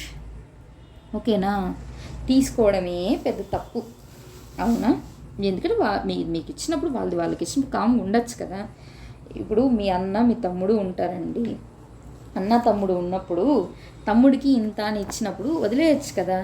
లేదు, మళ్ళీ ఒక రీజన్ ఏమో సంక్రాంతికి అని చెప్పి ఒక షర్ట్ తీసుకుంటారు అతని దగ్గర నుంచి, దీపావళి కానీ ఇంకో షర్ట్ తీసుకుంటారు. అలా ఎలా అయితే ఏముంది తీసేసుకుంటారు. ఒకసారి ఏంటి మీరు వేసుకొని మళ్ళీ ఇచ్చేసారు వానికి, తర్వాత సారి ఏం చేస్తున్నారు, ఇంక ఇవ్వట్లేదు అనమాట, మీ దగ్గరే పెట్టేసుకుంటున్నారు. ఇప్పుడు ఎప్పుడు తీసుకుంటారు అని చెప్పడం ఇప్పుడు అనమాట. అది 252, 253. అందుకే చాలా డేంజర్ ఇవి. ఇప్పుడు చూద్దాం పవర్ ఆఫ్ 252 చూద్దాం. Power of parliament to legislature. ఇంకొకటి గుర్తుపెట్టుకోవాల్సింది అంటే నేచర్ గురించి. ఓకే, నేచర్ వైజ్గా ఇది క్లాసిఫైడ్గా చెప్పాను అనమాట. సెకండ్ థింగ్ ఏంటంటే ఇవి టెంపరీగా ఉన్నవి అని చెప్పాను కదా, వాటికి ఏమని చెప్పాము, స్టేట్ లిస్ట్ అని చెప్పాం, అవునా. స్టేట్ లిస్ట్లో ఉన్న టాపిక్స్ అని చెప్పాం. ఇప్పుడు పర్మనెంట్గా వచ్చేటివి స్టేట్ లిస్టా, చూద్దాం ఏం చెప్తారో చూద్దాం, అప్పుడు మీకు క్లారిటీ వస్తుంది. ఇప్పుడు చూస్తే రైట్. ఆర్టికల్ 252 చూద్దాం, తీయండి. Article 252 right. Power of parliament to legislature for 2 or more states by consent and adoption of such legislation by any other state. By any other state అంటే మీకు ఇక్కడ చాలా పదాలు కనిపిస్తున్నాయి. 2 or more states అంటే minimum 2 అయితే ఉంటున్నాయని వస్తుంది. ఇక్కడ బై ఎనీ అదర్ స్టేట్ అంటే 3 స్టేట్స్ గురించి ఇండైరెక్ట్గా ఇక్కడ మాట్లాడుతున్నారు. ఏం మాట్లాడుతున్నారో చూద్దాం. 253నే కదా ఇది ఎంతో. ఓకే, 252 ఏం మాట్లాడుతుందంటే first one, if it appears to the legislatures of 2 or more states to be desirable that any of the matters list అంతా కాదు, ఏదో ఒక matter with respect to which Parliament has no power to make laws for the states except as provided in articles 249, 250. 249, 250లో చెప్పిన విధంగా మాత్రమే state లిస్ట్లోంచి తీసుకోవాలి. కానీ అలా కాకుండా కూడా ఎలా తీసుకోవాలంటే should be regulated in such states by parliament by law ప్రకారం ఏం చేస్తుందంట, లా ఎలా చేస్తుందంట, if resolutions to that effect are passed by all the houses. ఇది చాలా చాలా చాలా ఇంపార్టెంట్ పదం. All the houses of the state legislatures of concern, it shall be lawful for Parliament to pass an act for regulating that matter accordingly, and any act so passed shall apply to such states, right? Such states, and to any other state by which it is adopted afterwards by resolutions passed in that behalf by the house, or where there are two houses by each of the house of the legislature of that state. మొత్తంలో ఏం చెప్తున్నారంటే, మీకు already బాబు 249లోను 215లోను మీరు ఎలా తీసుకోవచ్చు చెప్పాం. ఇప్పుడు అలా కాకుండా ఇంకో వేలో కూడా చెప్తున్నాం. ఎలా తీసుకోవచ్చు అంటే, ఇక్కడ మీరు కాదు, మీ ఇన్ఫ్లుయెన్స్ కాదు, వాళ్ళే ఇచ్చేవాళ్ళే చెప్తారు కదా, ఇచ్చేవాడికి లేనప్పుడు తీసుకునే వాళ్ళకి ఏంటి అన్నట్టు. అట్లా స్టేట్ ఏం చేస్తుందంటే, కాకపోతే ఇక్కడ మినిమం 2 స్టేట్స్ అయి ఉండాలి. మినిమం 2 స్టేట్స్, ఇదొక కండిషన్. ఈ 2 స్టేట్స్ ఏం చేయాలంటే ఒక రిజల్యూషన్ని పాస్ చేయాలి. ఎంత మెజారిటీ అని ఇక్కడ చెప్పలేదు, ఈ రిజల్యూషన్ పాస్ చేయాలి అని చెప్పారు. ఈ రిజల్యూషను ఆ స్టేట్లో ఉన్న ఏ స్టేట్స్ ఉన్నాయి కదా, మినిమం 2 అనుకున్నాం కదా, ఆ రెండు స్టేట్స్లో ఉన్న ఆల్ హౌసెస్, అంటే కొన్ని స్టేట్స్లో ఏమైంది, 2 హౌసెస్ ఉన్నాయి బైకామరల్, అంటే ఎమ్మెల్సీలు ఉన్నారు, ఎమ్మెల్యేలు ఉన్నారు. ఎవరెక్కడ ఉన్నారు ఇప్పుడైతే ఇండియాలో చెప్పండి? మహారాష్ట్రలో ఉన్నారు, కర్ణాటకలో ఉన్నారు, ఏపీలో ఉంది, తెలంగాణలో ఉంది, ఇంకా ఉత్తరప్రదేశ్, బీహార్లో ఉన్నాయి. 6 స్టేట్స్లో ఉన్నాయి. అట్లా జమ్మూ కాశ్మీర్లో, ఇలా అన్ని హౌసెస్లో మీరు బిల్ పాస్ చేయాలి. అది వీళ్ళు చెప్తున్నారు. ఇక్కడ మెజార్టీ గురించి స్ట్రెస్ చేయడం కాదు వీళ్ళ ఉద్దేశం, ఆల్ హౌసెస్, అన్ని హౌసుల్లో చెయ్యాలి అని చెప్తున్నారు. ఇంకొకటి ఇక్కడ వరకు ఓకే, బాగుంది. అంటే మీ ఇద్దరికైనా, ఇంకా మిగతా స్టేట్స్ కూడా మిమ్మల్ని చూసి మాకు కూడా కావాలనుకోవచ్చు కదా. సో ఇంకేదైనా స్టేట్ వస్తే కూడా, అనదర్ స్టేట్ అంటే అదే అనమాట, ఆ స్టేట్ కూడా తీసుకోవచ్చు అంటే ఎలా తీసుకోవచ్చు, వాళ్ళకు కూడా ఒక పద్ధతి ఉంటుంది కదా. అది ఏంటంటే ఇదే సేమ్, ఇలాగే ఒక రిజల్యూషను ఆల్ హౌసెస్ పాస్ చేయాలి అని చెప్తున్నారు. ఇది సబ్ క్లాస్ 1లో చెప్పారు. ఓకే, ఇక్కడ ఇది టెంపరీనా పర్మనెంటా ఇలాంటివి ఏం చెప్పట్లేదు. ఎక్కడ చెప్తారో చూద్దాం. ఇప్పుడు 252 సబ్ క్లాస్ 2లో చెప్పారు ఈ విషయంని. ఇక్కడ చూడండి, 252 సబ్ క్లాస్ 2 ఏమని చెప్తున్నారు, any act so passed by the Parliament may be amended or amend చేయాలన్నా సరే, రిపీల్ చేయాలన్నా సరే, by an act of Parliament passed or adopted like manner, but shall not, as respects any state to which it applies, be amended or repealed by an act of legislature of the state. Okay, clarity వచ్చిందా ఈ line చదివినప్పుడు? మీకు ఏం చెప్తున్నారంటే, ఇది ఒకసారి act తెచ్చేసిన తర్వాత sub class 1లో చెప్పినట్టు దాన్ని అమెండ్ చేయాలన్నా, రిపీల్ చేయాలన్నా అది కంప్లీట్ ఎవరి చేతిలో ఉంటుందంట, పార్లమెంట్ చేతుల్లో ఉంటుంది. స్టేట్ లెజిస్లేచర్ ఏమీ చెయ్యలేదు. అంటే సంథింగ్ లైక్ అడాప్షన్ లాగా, దత్తత అంటే తీసుకుంటారు, కానీ ఇక్కడ ఇస్తున్నారు కదా స్టేట్ లెజిస్లేటివ్. పార్లమెంట్ ఏం అడగలేదు, స్టేటే నాకు చేసి పెట్టండి అని అడిగింది. అందుకని మీరే ఇచ్చారు కాబట్టి ఇంకా మీకు మేము ఇవ్వము. దానికి సంబంధించిన ఆ ఎంట్రీకి సంబంధించిన ఏ విషయమైనా సరే అది పార్లమెంటే చూసుకుంటుంది. అంటే దాని అర్థం ఏంటి, ఇర్రెవోకబుల్. ఇంకా మీకు స్టేట్ లెజిస్లేటివ్ దాంతో ఎటువంటి సంబంధము ఉండదు, అది పార్లమెంట్కి వెళ్ళిపోయింది. ఇంకా మీరు ఎట్టి పరిస్థితులు ఏమీ చేయలేరు. అంటే 252 పర్మనెంట్ నేచర్ని చెప్తోంది. ఓకే, ఇప్పుడు 253 చూడండి. Legislation for giving effect to international agreements.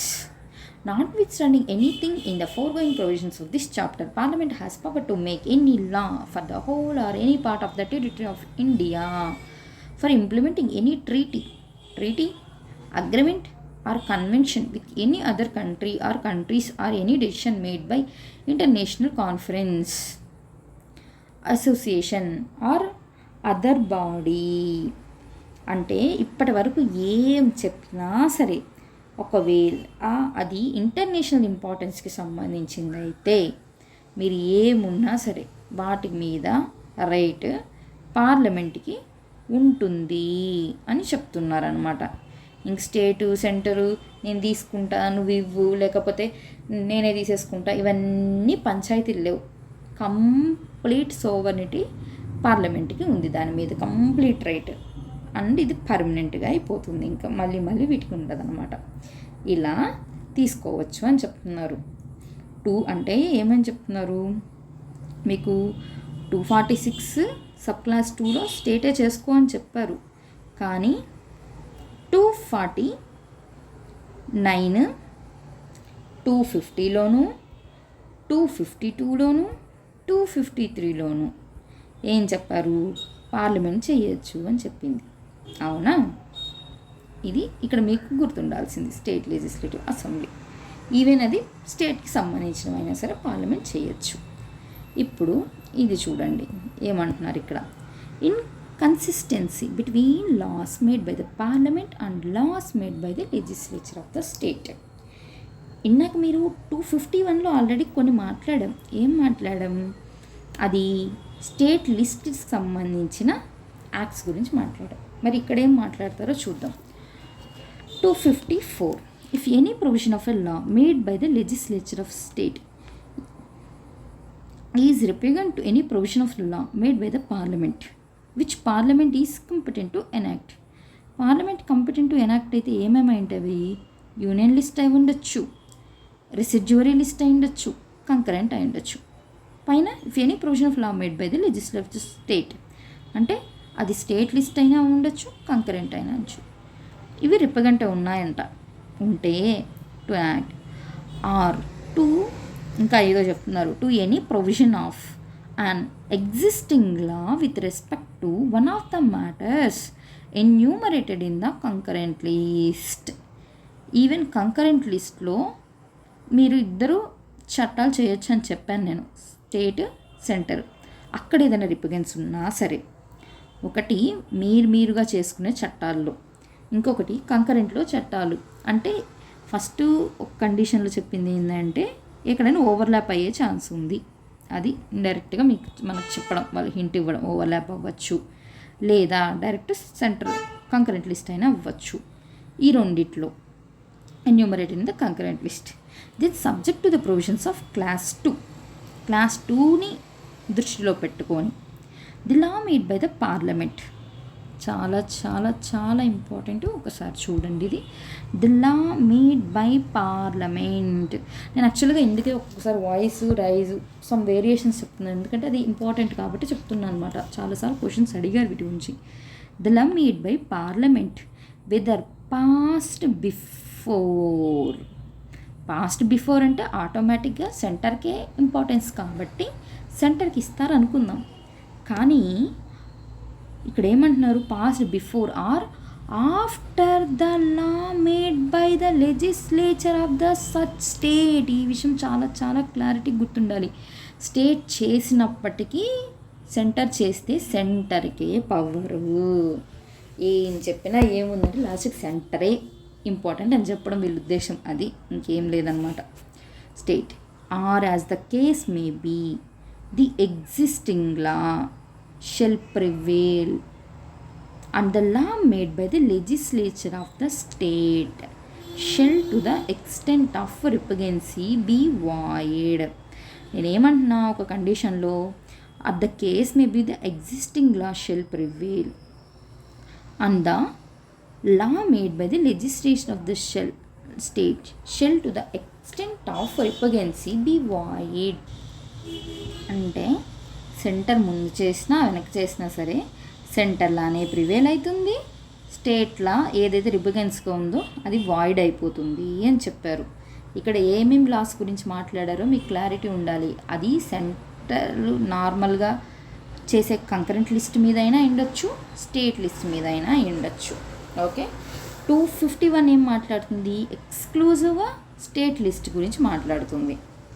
ఆ స్టేట్ లిస్ట్ ఎలా వర్క్ చేస్తుందంటే అది కూడా సెంటర్కే ఇంపార్టెన్స్ ఇస్తుంది, ఇక్కడ కూడా సెంటర్కే ఇంపార్టెన్స్ ఇస్తుంది. Second, whether a law made by the legislature of the state with respect to one of the matters enumerated in the concurrent list. contains any provisions repugnant to the provisions of earlier law made by the parliament. Earlier law అంటే parliament already చేసింది, ఇక్కడ first centre వచ్చింది, తర్వాత state వచ్చింది. Or an existing law with respect to that matter, then the law so made by the legislature of such state shall, if it has been reserved for the consideration of the president and has received his assent, prevail in that state. అంటే ఏం చెప్తున్నారంటే where a law made by, ఇక్కడ ఏం చెప్పారు, ఇది concurrent list అని చెప్పారు. Sub class 1లో ఏం చెప్పారు, ఇక్కడ మాత్రము బోత్ అది స్టేట్ లిస్ట్ అయినా ఉండొచ్చు, సెంట్రల్ లిస్ట్ అయినా, కంకరెంట్ లిస్ట్ అయినా ఉండొచ్చు అన్నాడు. బట్ సబ్ క్లాస్ 2లో ఏమంటున్నారు, కంప్లీట్ కంకరెంట్ లిస్టే ఇది. రెప్యుగెన్సీ వచ్చింది, ఎవరితో వచ్చింది, ఎర్లియర్ లా అంటే పార్లమెంట్ ముందు చేసి ఉండొచ్చు, ఆర్ అండ్ ఎగ్జిస్టింగ్ లా అంటే తర్వాత చేసి ఉండొచ్చు ఎవరు, పార్లమెంటు. అయినా సరే అలాంటి టైంలో స్టేట్ లా ప్రివేల్ అవుతుంది అన్నారు. ఎప్పుడు ప్రివేల్ అవుతుందంట, మీరు అలా చేస్తే ఆ లాను మీరు కన్సిడరేషన్ ఆఫ్ ద ప్రెసిడెంట్కి పంపించి ఉండాలి. అప్పుడు ప్రెసిడెంట్ కానీ దానికి అసెంట్ ఇస్తే అప్పుడు మీ లా ప్రివేల్ అవుతుంది అంటారు. అఫ్కోర్స్ ఇది కొంచెం స్టేట్ టువర్డ్స్గా పెట్టినట్టు అనిపిస్తుంది, బట్ ఇక్కడ కొంచెం డిస్కషన్ పెడదాం. ఎందుకంటే స్టేట్కి ఇంపార్టెన్స్ ఇచ్చినట్టు కనిపించినా యాక్చువల్గా దీని ఉద్దేశం స్టేట్కి ఇంపార్టెన్స్ ఇవ్వడం కాదు. అందుకని అన్నమాట. ఏం జరిగింది అంటే ఈ విషయంలో సుప్రీంకోర్టు ఏం చేసిందంటే ఒకటే చెప్పింది, ఏంటి, కొన్ని టాపిక్స్ అనేవి ఓవర్లాపింగ్ అవ్వచ్చు. ఏంటి, మీకు వాళ్ళకి సపరేట్ లిస్టులు ఉన్నా సరే, సపోజ్ మనీ లాండరింగ్ సంబంధించి ఏమైనా యాక్ట్ చేస్తున్నారు, లేకపోతే పోస్టల్ బిల్స్ సంబంధించి ఏమైనా యాక్ట్ చేస్తున్నారు, అలాంటివి ఏమైనా ఉంటే ప్రామిసరీ నోట్స్, వీటికి స్టేట్ సబ్జెక్ట్కి సెంట్రల్ సబ్జెక్ట్కి ఓవర్లాపింగ్ జరుగుతుంది. ఆ టైంలో నేను ఏం చేస్తానంటే doctrine of pith and substance అనే ఒక డాక్ట్రిన్ వాడతా. ఏంటిది, పిట్ అండ్ సబ్స్టెన్స్ అంటే ఒరిజినల్గా ఆ చట్టం చేసే ఉద్దేశం ఏంటి, ఏదైనా ఇది ఓవర్లాపింగ్ అయిందా, నిజంగానే సెంటర్ వెళ్ళి వాళ్ళ దాంట్లో ఇన్వాల్వ్ అయిందా అన్నట్టు ఇక్కడ డిసైడ్ చేస్తారన్నమాట. ఈ డాక్ట్రిన్ వాడి స్టేట్కి ఏంటి, సెంటర్కి ఏంటి పవర్స్ అనేది డివైడ్ చేస్తారు. అది ఎట్లంటే ఇక్కడ ఏం చెప్పిందంటే, అందుకని కంకరెంట్ లిస్ట్లో ఏదైనా అంశంపై కేంద్రం ఒక శాసనాన్ని చేసిందనుకోండి, అదే దానిపై రాష్ట్ర ప్రభుత్వం కూడా చేస్తే ఆ విషయాన్ని ప్రెసిడెంట్ దృష్టికి తీసుకెళ్లాల్సిన బాధ్యత సెంట్రల్ గవర్నమెంట్ మీద ఉంటుంది. అలా చెప్పి అప్పుడు ప్రెసిడెంట్తో సైన్ తీసుకోవాలి. అలా చేస్తే అప్పుడు స్టేట్ లా అనేది ప్రివేల్ అవుతుంది. ఒకవేళ ప్రెసిడెంట్ అసెంట్ ఇచ్చాడు అనుకోండి, ఎప్పుడు సెంట్రల్ గవర్నమెంట్ చెప్పలేదేమో, అప్పుడు కూడా ప్రెసిడెంట్కి తెలియక ఇవ్వచ్చు కదా. ఒకవేళ అలా ఇస్తే లా అనేది స్టేట్ లా ప్రివేల్ అవ్వదు. ఎందుకంటే మీరు చెప్పలేదు కదా ప్రెసిడెంట్కి, చెప్పుంటే ప్రెసిడెంట్ సంతకం పెట్టేవాడు కాకపోయి ఉండొచ్చు. మీరు చెప్పిన ప్రెసిడెంట్ సంతకం పెడితే అప్పుడు స్టేట్ లా ప్రివేల్ అవుతుంది అని చెప్పిందనమాట. ఇవన్నీ చెప్పినా ఇది కొంచెం స్టేట్కి ఫేవర్గా కనిపించినా కింద ఇంకో లైన్ చెప్పారు చూడండి, ఏమన్నారు, provided that nothing in this clause shall prevent Parliament from any time, any law with respect to the same matter, including the law, adding to the amending, varying or repealing the law so made by the legislature. మీరు ఏం చేసినా మీరు చెప్పిన పార్లమెంట్ని అయితే మీరు obstruct చేయలేరు, అదే దాని మీద చట్టం చేయడము అని చెప్తున్నారు. అంటే మీరేమి చెప్పినా ఎన్ని చేసినా పార్లమెంటే సుప్రీము, పార్లమెంట్ చేసిన చట్టమే ఇక్కడ ప్రివేల్ అవుతుంది అని చెప్పడం దీని అర్థం. ఓకే, ఇది కొంచెం అన్నీ గీ కొంచెం క్లమ్జీగా అనిపించవచ్చు. ఒకసారి మీరు మళ్ళీ కూర్చొని సపరేట్గా రాసుకోండి, అప్పుడు క్లారిటీ వస్తుంది. ఏం చెప్పారండి అక్కడ, ఏముంది, 254లో 3 సెక్షన్స్ చెప్పారు. First section, second section, third. First ఏమని చెప్పారు, ఓన్లీ స్టేట్ మీకు సంబంధించిన చట్టాలైనా సరే, అంటే 249 250 వాడి మీకు ఇక్కడ రిప్రజెన్సీ రావట్లేదు, మీరు మామూలుగా చేశారు, వాటి వల్ల వచ్చింది. అంటే ఓవర్లాపింగ్ అనుకోవచ్చు కదా, అట్లయినా వచ్చి ఉండొచ్చు, లేదా కంకరెంట్ లిస్ట్ అయి ఉండొచ్చు. అలాంటి టైంలో ఏది వచ్చినా సరే ఇక్కడ సెంటరే ప్రివేల్ అని చెప్పారు. సెకండ్ దాంట్లో ఏమన్నారు, కంకరెంట్ లిస్ట్ గురించి మాట్లాడారు. ఇక్కడ కంకరెంట్ లిస్ట్ అయి ఉండొచ్చు, ఇక్కడ కొంచెం స్టేట్కి ఫేవర్ అయ్యింది. అది సబ్జెక్టు కండిషను ఏంటి, ప్రెసిడెంట్ దగ్గర అసెంట్ తీసుకుంటే అని చెప్పారు. ఓకేనా, అది తర్వాత అయినా సరే, ఎప్పుడు పార్లమెంటు చట్టం చేసిన తర్వాత అయినా సరే స్టేట్ ఇలా చేస్తే ప్రివేల్ అవుతుంది అని చెప్తూ, దానికి సుప్రీంకోర్టు ఏం చెప్పిందంటే, మీరు చెప్పాలి ప్రెసిడెంట్కి ఆ మాట, మేము ఇట్లా చేసాం అందుకే ఇది వచ్చింది అని. మీరు చెప్పకుండా ఉంటే ఎట్లా వస్తుంది? అది ఇక్కడ ఏమన్నారు, సుప్రీంకోర్టు తన జడ్జిమెంట్లో చెప్పిందనమాట. థర్డ్ సెక్షన్ కాదు కానీ లాస్ట్లో కంక్లూజివ్గా ఏం చెప్పారు, ఏం చేసినప్పటికీ పార్లమెంట్ ఏదైనా చట్టం చేస్తే అదే ప్రివేలు అన్నారు. అంటే ఫైనల్గా ఏంటి, యూనియన్కే కంప్లీట్ పవర్స్ ఇచ్చాము అని చెప్తున్నారు. అది దీని ఉద్దేశం అనమాట. 254తో రిపగెన్సీ రావడం. ఓకే, ఈ చట్టాలు ఏంటంటే ఒక్కసారి మళ్ళీ బ్యాకప్ చేసుకోండి. 245, 246, 246A, 247. మళ్ళీ మొత్తం చెప్పట్లేదు, ఆల్రెడీ చెప్తున్నాం కదా, ఒకసారి చూసుకోండి. ఇప్పటికే చాలా టైం వచ్చేసింది లెంత్ వీడియో. 246 సబ్ క్లాస్ 2కి ఏవేవి ఎక్సెప్షన్లు 249, 250లో చేసాము. మీరు చెయ్యకపోయినా అంటే 249, 250 తరపున ఏదైనా గొడవ వస్తే 251 చూసుకుంటుంది. ఇలా కాకుండా ఇంకోసారి కూడా గొడవ రావచ్చు. ఎలా రావచ్చు అని చెప్పేసి అన్నారు, 252లో కూడా గొడవ రావచ్చు. ఓకే, ఈ గొడవల గురించి చెప్పడమే ఇక్కడ చెప్పిన 254 అనమాట. 251 ద్వారా అయినా మీకు గొడవ రావచ్చు, 254 ద్వారా అయినా గొడవ రావచ్చు. వేరే కలర్తో మెన్షన్ చేస్తూ ఉన్నాయి. ఇదిగోండి, ఈ రెండు చూస్తే గొడవలకు సంబంధించి పంచాయతీలు తీర్చడాలన్నమాట. 251, 254. అదే 249, 250 వచ్చేసి మీరు ఎలా అయినా తీసుకోవచ్చు. అదే 252, 253 వచ్చేసి ఒకటి వచ్చి స్టేట్స్ అడిగితే 253 ఇంటర్నేషనల్. ఓకే, గొడవలు తీసుకోవడం ఎందుకు, గొడవలు పెట్టుకోవడం ఎందుకు, ఉంటాయి కదా. కానీ ఒకవేళ మంచి ఉద్దేశంతో చేస్తే మంచిదే. ఇక్కడ దేని గురించి మెన్షన్ చేశారంటే, ఈ యాక్ట్స్ 249 వాలంటరీగా అడుగుతున్నాయి అని చెప్పారు కదా, వాటికి సంబంధించి అనమాట. అవి ఏంటి, పర్మనెంట్ కదా, ఇంక మళ్ళీ వెనక్కి రావు. అట్లా ఏమైనా యాక్ట్స్ ఉన్నాయా అని డౌట్ వస్తుంది కదా, అట్లా అనమాట. వీటి గురించి మెన్షన్ చేశాను అనమాట. ఇక్కడ ఇంకొకటి, ఇది 253కి సంబంధించింది, ఇంటర్నేషనల్ ఇంపార్టెన్స్కి సంబంధించినవి ఇక్కడ మెన్షన్ చేశాను అనమాట. ఇవేంటంటే మన లిస్టులు ఫస్ట్లో షెడ్యూల్ 7లో ఉన్నాయి ఏవేవో అని చెప్పి అన్నారు కదా. లిస్ట్ 1లో ఏమున్నాయి, లిస్ట్ 2లో ఏమున్నాయి, లిస్ట్ 3లో ఏమున్నాయని. వీటి మీద అథారిటీ ఏ ఆర్టికల్లో ఇచ్చారు, 246లో చెప్పున్నారు కదా, వాటికి సంబంధించిన అనమాట. ఇది 9700. ఇవి కొంచెం నెంబర్స్ వేరీ అవుతుంటే చెక్ చేసుకోండి. ఇది యూనియన్ లిస్ట్ అంటే లిస్ట్ 1. దీని మీద ఎవరి అథారిటీ, పార్లమెంట్ ఉంది.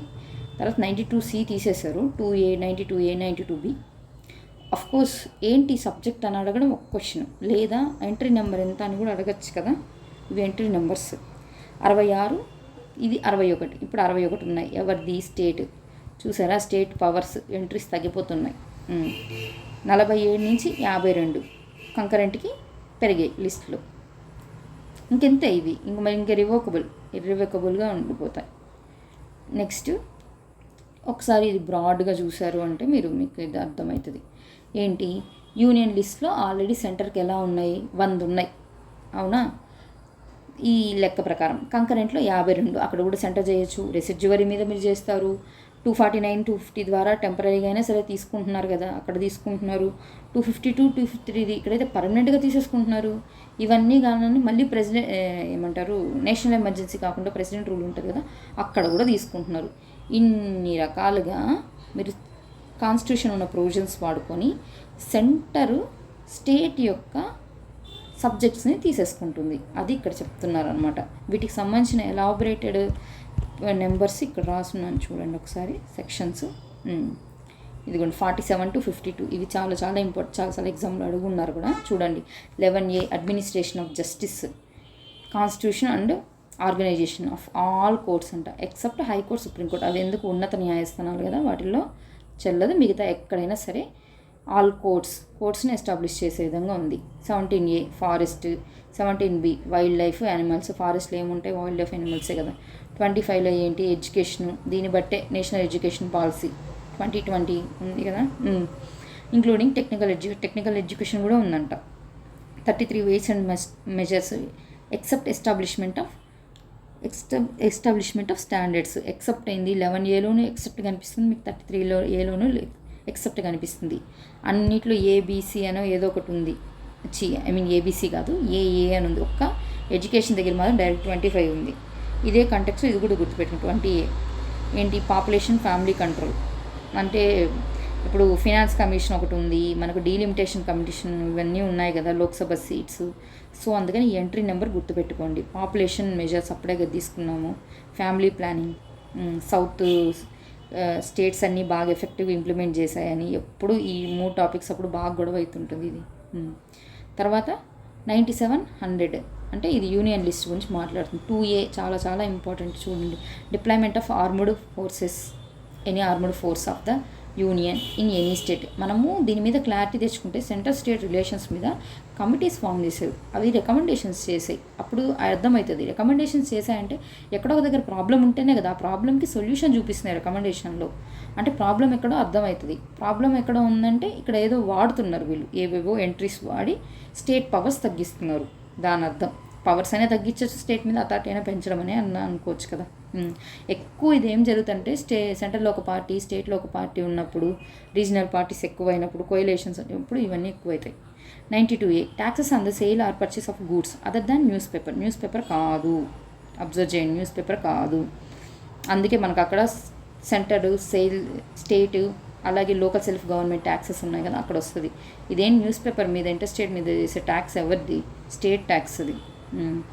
ఎందుకంటే వీళ్ళ లిస్ట్లో ఉన్న వాటి మీద శాసనాలు అంటే యాక్ట్స్ చేసే రైట్ వాళ్ళకే ఉంటుంది. యూనియన్ అయితే పార్లమెంట్కి, స్టేట్ అయితే స్టేట్ లెజిస్లేచర్ అట్లా ఉంటుంది. అలాగే ట్యాక్స్ కలెక్ట్ చేసుకునే రైట్ కూడా వాళ్ళకే రెస్పెక్టివ్గా ఉంటుంది. అందుకని అదర్ దాన్ న్యూస్ పేపర్ అన్నారు. Where such sale or purchase takes place in the course of interstate trade or commerce. ఇంటర్స్టేట్లో చేస్తే అది ఎవరిదంట?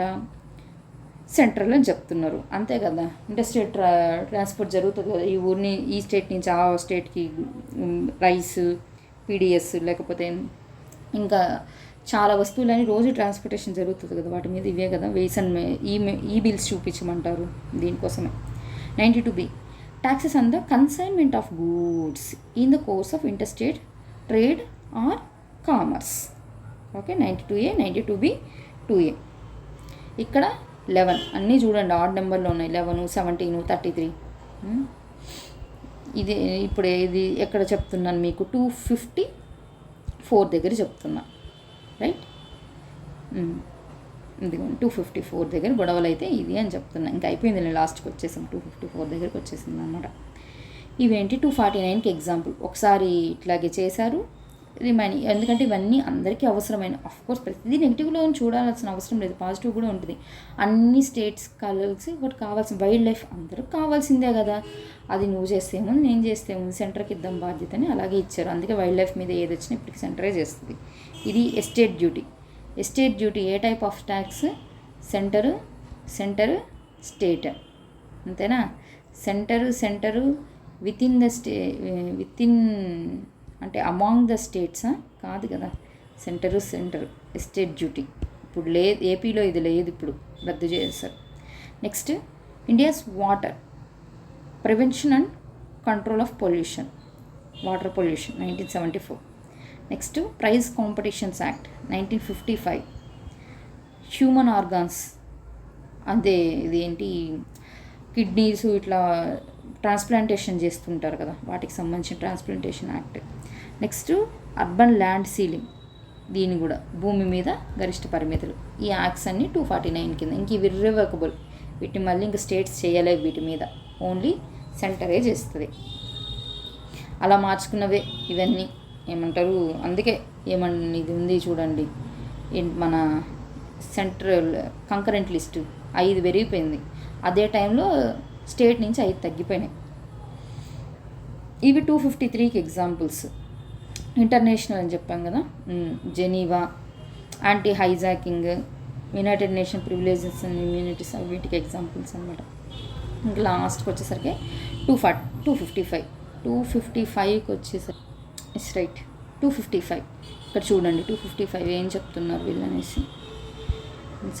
Right, 250 requirements as to the recommendations and previous sanction to be regard as a matter of procedure only. అంటే ఇక్కడ ఇవన్నీ చేసేటప్పుడు prior permission ఎవరిది ఉండాలి, president ఉండాలి, కానీ అదేమి ప్రొసీజర్ ప్రకారమే, కానీ అది లేకపోతే ఏదో జరిగిపోతుంది అన్నట్టుగా అయితే కాదు అని చెప్పడం దీని. ఓకే, ఇంకా అనమాట. ఇంతకు మించి 255 పెద్ద ఎక్స్ప్లెనేషన్ ఏముంది. ఇదిగోండి సబ్ క్లాస్ చెప్పారు ఏబిసిలో, ఇట్లా ప్రెసిడెంట్ అని అన్ని విషయాలు చెప్పారు. ప్రెసిడెంట్కి చెప్పాలి అన్నారు, కానీ అదేం ప్రెసిడెంట్ చెప్పకపోయినంత మాత్రాన ఏదో జరిగిపోతుందని కాదు, ప్రొసీజర్ ఓన్లీ అని చెప్పారు. చాలా లెంత్ వచ్చేసినట్టుంది వీడియో చూస్తుంటే. చూడండి, మొత్తం అన్నీ ఒక దగ్గర నోట్ చేసుకోండి. కానీ ఈ చాప్టర్ చాలా ఇంపార్టెంట్. పార్ట్ 11 అనేది క్లారిటీ ఉండదు ఫస్ట్. అందుకని నేను మామూలుగా నాకు తెలిసింది మీకు ఇట్లా ఎంటీ పేపర్ మీద చెప్పడం కన్నా వేరే యాక్ట్ మీద తీసుకొని చెప్తే, ఒక యాక్ట్లోనే ఇంత చెప్పారని మనకు కూడా ఒక క్లారిటీ ఎక్కువ గుర్తుండే ఛాన్స్ ఉంటుంది. అందుకే ఇంత టైం తీసుకోవడం రీజన్ కూడా అనమాట. సింపుల్గా రాసుకోండి ఏం చెప్పారు ఇక్కడ. ఒక 2 minutes మొత్తం చెప్తాను చూడండి. 245 నుంచి 255 వరకు మీరు పార్ట్ 11లో ఉన్న లెజిస్లేటివ్ పవర్స్ అని చెప్తున్నారు అని చెప్పారు. అదే పదము. 245 ఏం చెప్పింది, 1, 2 వాళ్ళ చట్ట పరిధిలో చెప్పింది. 2 ఏంది, ఎక్స్ట్రా టెరిటోరియల్ గురించి కూడా మాట్లాడింది. 246 ఏం మాట్లాడింది, 1, 2, 3, 4. మనకు 3 చాలా ఇంపార్టెంట్. ఆర్టికల్ 3 కూడా మనకి ఇంపార్టెంటే కదా మన స్టేట్స్ గురించి. ఇట్లాగే 246 3 కూడా ఇంపార్టెంట్. దీనికి ఆపోజిట్గా ఏమున్నాయి, 249, 250. కానీ ఇవి టెంపరీనే, కొద్ది రోజులే తీసుకొని మళ్ళీ ఇచ్చేస్తానని చెప్పింది ఎవరు, పార్లమెంటు. ఈసారి వచ్చింది ఏంది, అలా కాదు, నేను ఖచ్చితంగా మొత్తం తీసేసుకుంటే ఇంక నీకు ఇవ్వనని చెప్పింది. అదేంటి 252ను 253. ఇక్కడ వరకు కూడా కొంచెం క్లారిటీ ఉంటుంది. ఇక్కడ గొడవ అంతా ఎక్కడ వస్తుందంటే, ఈ గొడవలు వచ్చే దగ్గర క్లారిటీ మిస్ అవుతుంది. ఏంటంటే 251 ఏంటంటే 249, 250 కింద వచ్చే గొడవల గురించి మాట్లాడుతుంది. అంటే నువ్వు కొత్తగా తీసుకున్నారు కదా, కాబట్టి ఏమైనా గొడవలు వస్తే ఎలా సాల్వ్ చేసుకోవాలా అన్నది ఇక్కడ మాట్లాడుతుంది అనమాట. 254 ఏంటంటే మీరు తీసుకున్నారా, ఉంచారా, ఇవన్నీ మాట్లాడదు. ఏంటంటే విషయం 254లో 2గా చెప్పారనమాట. 1, 2. ఒకటి ఏంటంటే ఏ విధమైన ఈవెన్ స్టేట్ లిస్ట్ ఏదైనా ఓవర్లాపింగ్ అయిన సబ్జెక్ట్స్తో సహా అన్నీ, అలాగే కంకరెంట్ కూడా అయితే ఎవరు, పార్లమెంటే సుప్రీం అనేది. 2లో ఏంటంటే కొంచెం టువర్డ్స్ స్టేట్ వైపు మళ్ళుతుందన్నమాట ఇక్కడ. అయినా సరే పార్లమెంటే సుప్రీం అని చెప్పడం దీని ఉద్దేశం. ఓకే, ఇదన్నమాట 254. ఇంకా ఇక్కడ 246A, 247 ఏంటి, కోర్ట్స్ గురించి మాట్లాడుతుంది. 256 ఏంది, జిఎస్టీకి సంబంధించి కొత్త సబ్జెక్ట్ కాబట్టి కొంచెం ఇంపార్టెంట్ జిఎస్టీది. ఏమంది 1, 2, 1లో ఏమంది సిజిఎస్టీ, ఎస్జిఎస్టీల గురించి మాట్లాడింది. తర్వాత ఏంటి ఐజిఎస్టీ గురించి మాట్లాడింది. కానీ 279Aకి సంబంధించి 5th క్లాస్లో ఏమున్నాయో వాటికి సంబంధించి జిఎస్టీ కౌన్సిల్ మాట్లాడుతుంది, పార్లమెంట్ కాదు అని చెప్పింది. జిఎస్టీ కౌన్సిల్ మాట్లాడుతుంది అన్నారు. ఐజిఎస్టీకి అయితే పార్లమెంటు, సిజిఎస్టీకి అయితే పార్లమెంట్, ఎస్జిఎస్టీకి అయితే స్టేట్. ఇదే ఫైనల్గా చూస్తే కొంచెం ఎక్కువ కన్ఫ్యూజన్ ఈ 254 దగ్గర ఫీల్ అవుతారు అనుకుంటున్నాను. సో అందుకని 254 అనేది ఇంకొకసారి జాగ్రత్తగా చదవండి, అప్పుడు దీని మీద ఒక క్లారిటీ ఉంటుంది. అదే 254 మీకు బాగా క్లారిటీ వస్తే సెంటర్ స్టేట్ రిలేషన్స్ చాలా ఇంపార్టెంట్. మీరు సెంటర్ స్టేట్ రిలేషన్స్ కానీ పర్ఫెక్ట్గా ఉంటే కమిటీస్ ఏం రికమెండ్ చేశాయో చెప్పచ్చు. ఏది కరెంట్ ఇష్యూలో ఉన్నా పలానా కమిటీ ఇది చెప్పిందండి అని చెప్పగలరు మీరు ఈజీగా. And at the same time federalism గురించి మాట్లాడాలన్నా ఈ టాపిక్ తీసుకోవచ్చు. డెలిగేటెడ్ లెజిస్లేషన్ అనేది ఇంకో పదం చెప్పున్నా ఇక్కడ, అక్కడ ఈ పదం తీసుకోవచ్చు. నెక్స్ట్ డివిజన్ ఆఫ్ పవర్స్ అని చెప్పున్నాను, అక్కడ ఈ సెంటర్ స్టేట్ రిలేషన్స్ చెప్పచ్చు. ఉంది మంచి ఎస్సే రాయడానికి కూడా ఈ పవర్స్ అనేవి యూజ్ అవుతాయి. ఇవన్నీ మనం ఏం చెప్పాలంటే పార్ట్ 11లో ఒక్క పార్టే మాట్లాడడం. ఇంతసేపు చెప్పాలంటే ఒక్క పార్టే, అది లెజిస్లేటివ్కి సంబంధించే మాట్లాడడం. ఓకే, ఇంకా అడ్మినిస్ట్రేటివ్ ఉంది. అడ్మినిస్ట్రేటివ్ ఇంత టైం పట్టదులేండి, లెజిస్లేటివ్ దగ్గరే కదా గొడవలు వస్తాయి. ఎందుకంటే లెజిస్లేటివ్ చట్టం చేసేస్తే దాన్ని బట్టి అడ్మినిస్ట్రేటివ్గానే వర్క్ అయ్యిద్ది, అంతేగాని లెజిస్లేటివ్ ఒకటి చెప్తే అడ్మినిస్ట్రేటివ్ ఇంకోటి చేయదు కదా. ఇంకొకటి ఇక్కడ మీకు క్లారిటీ ఉండాల్సింది ఏంటంటే ఎన్ని లెజిస్లేటివ్ చేసినా, ఈవెన్ సెంటర్ చేసినా లాస్ట్కి దాన్ని ఇంప్లిమెంట్ చేయాల్సింది ఎవరు, స్టేట్ అడ్మినిస్ట్రేషనే. ఓకే, అడ్మినిస్ట్రేషనే చేయాలి. ఇంప్లిమెంట్ చేయడం. సెంటర్ అయినా స్టేట్ అయినా అడ్మినిస్ట్రేషన్కే వస్తుంది ఫైనల్గా. Okay, bye.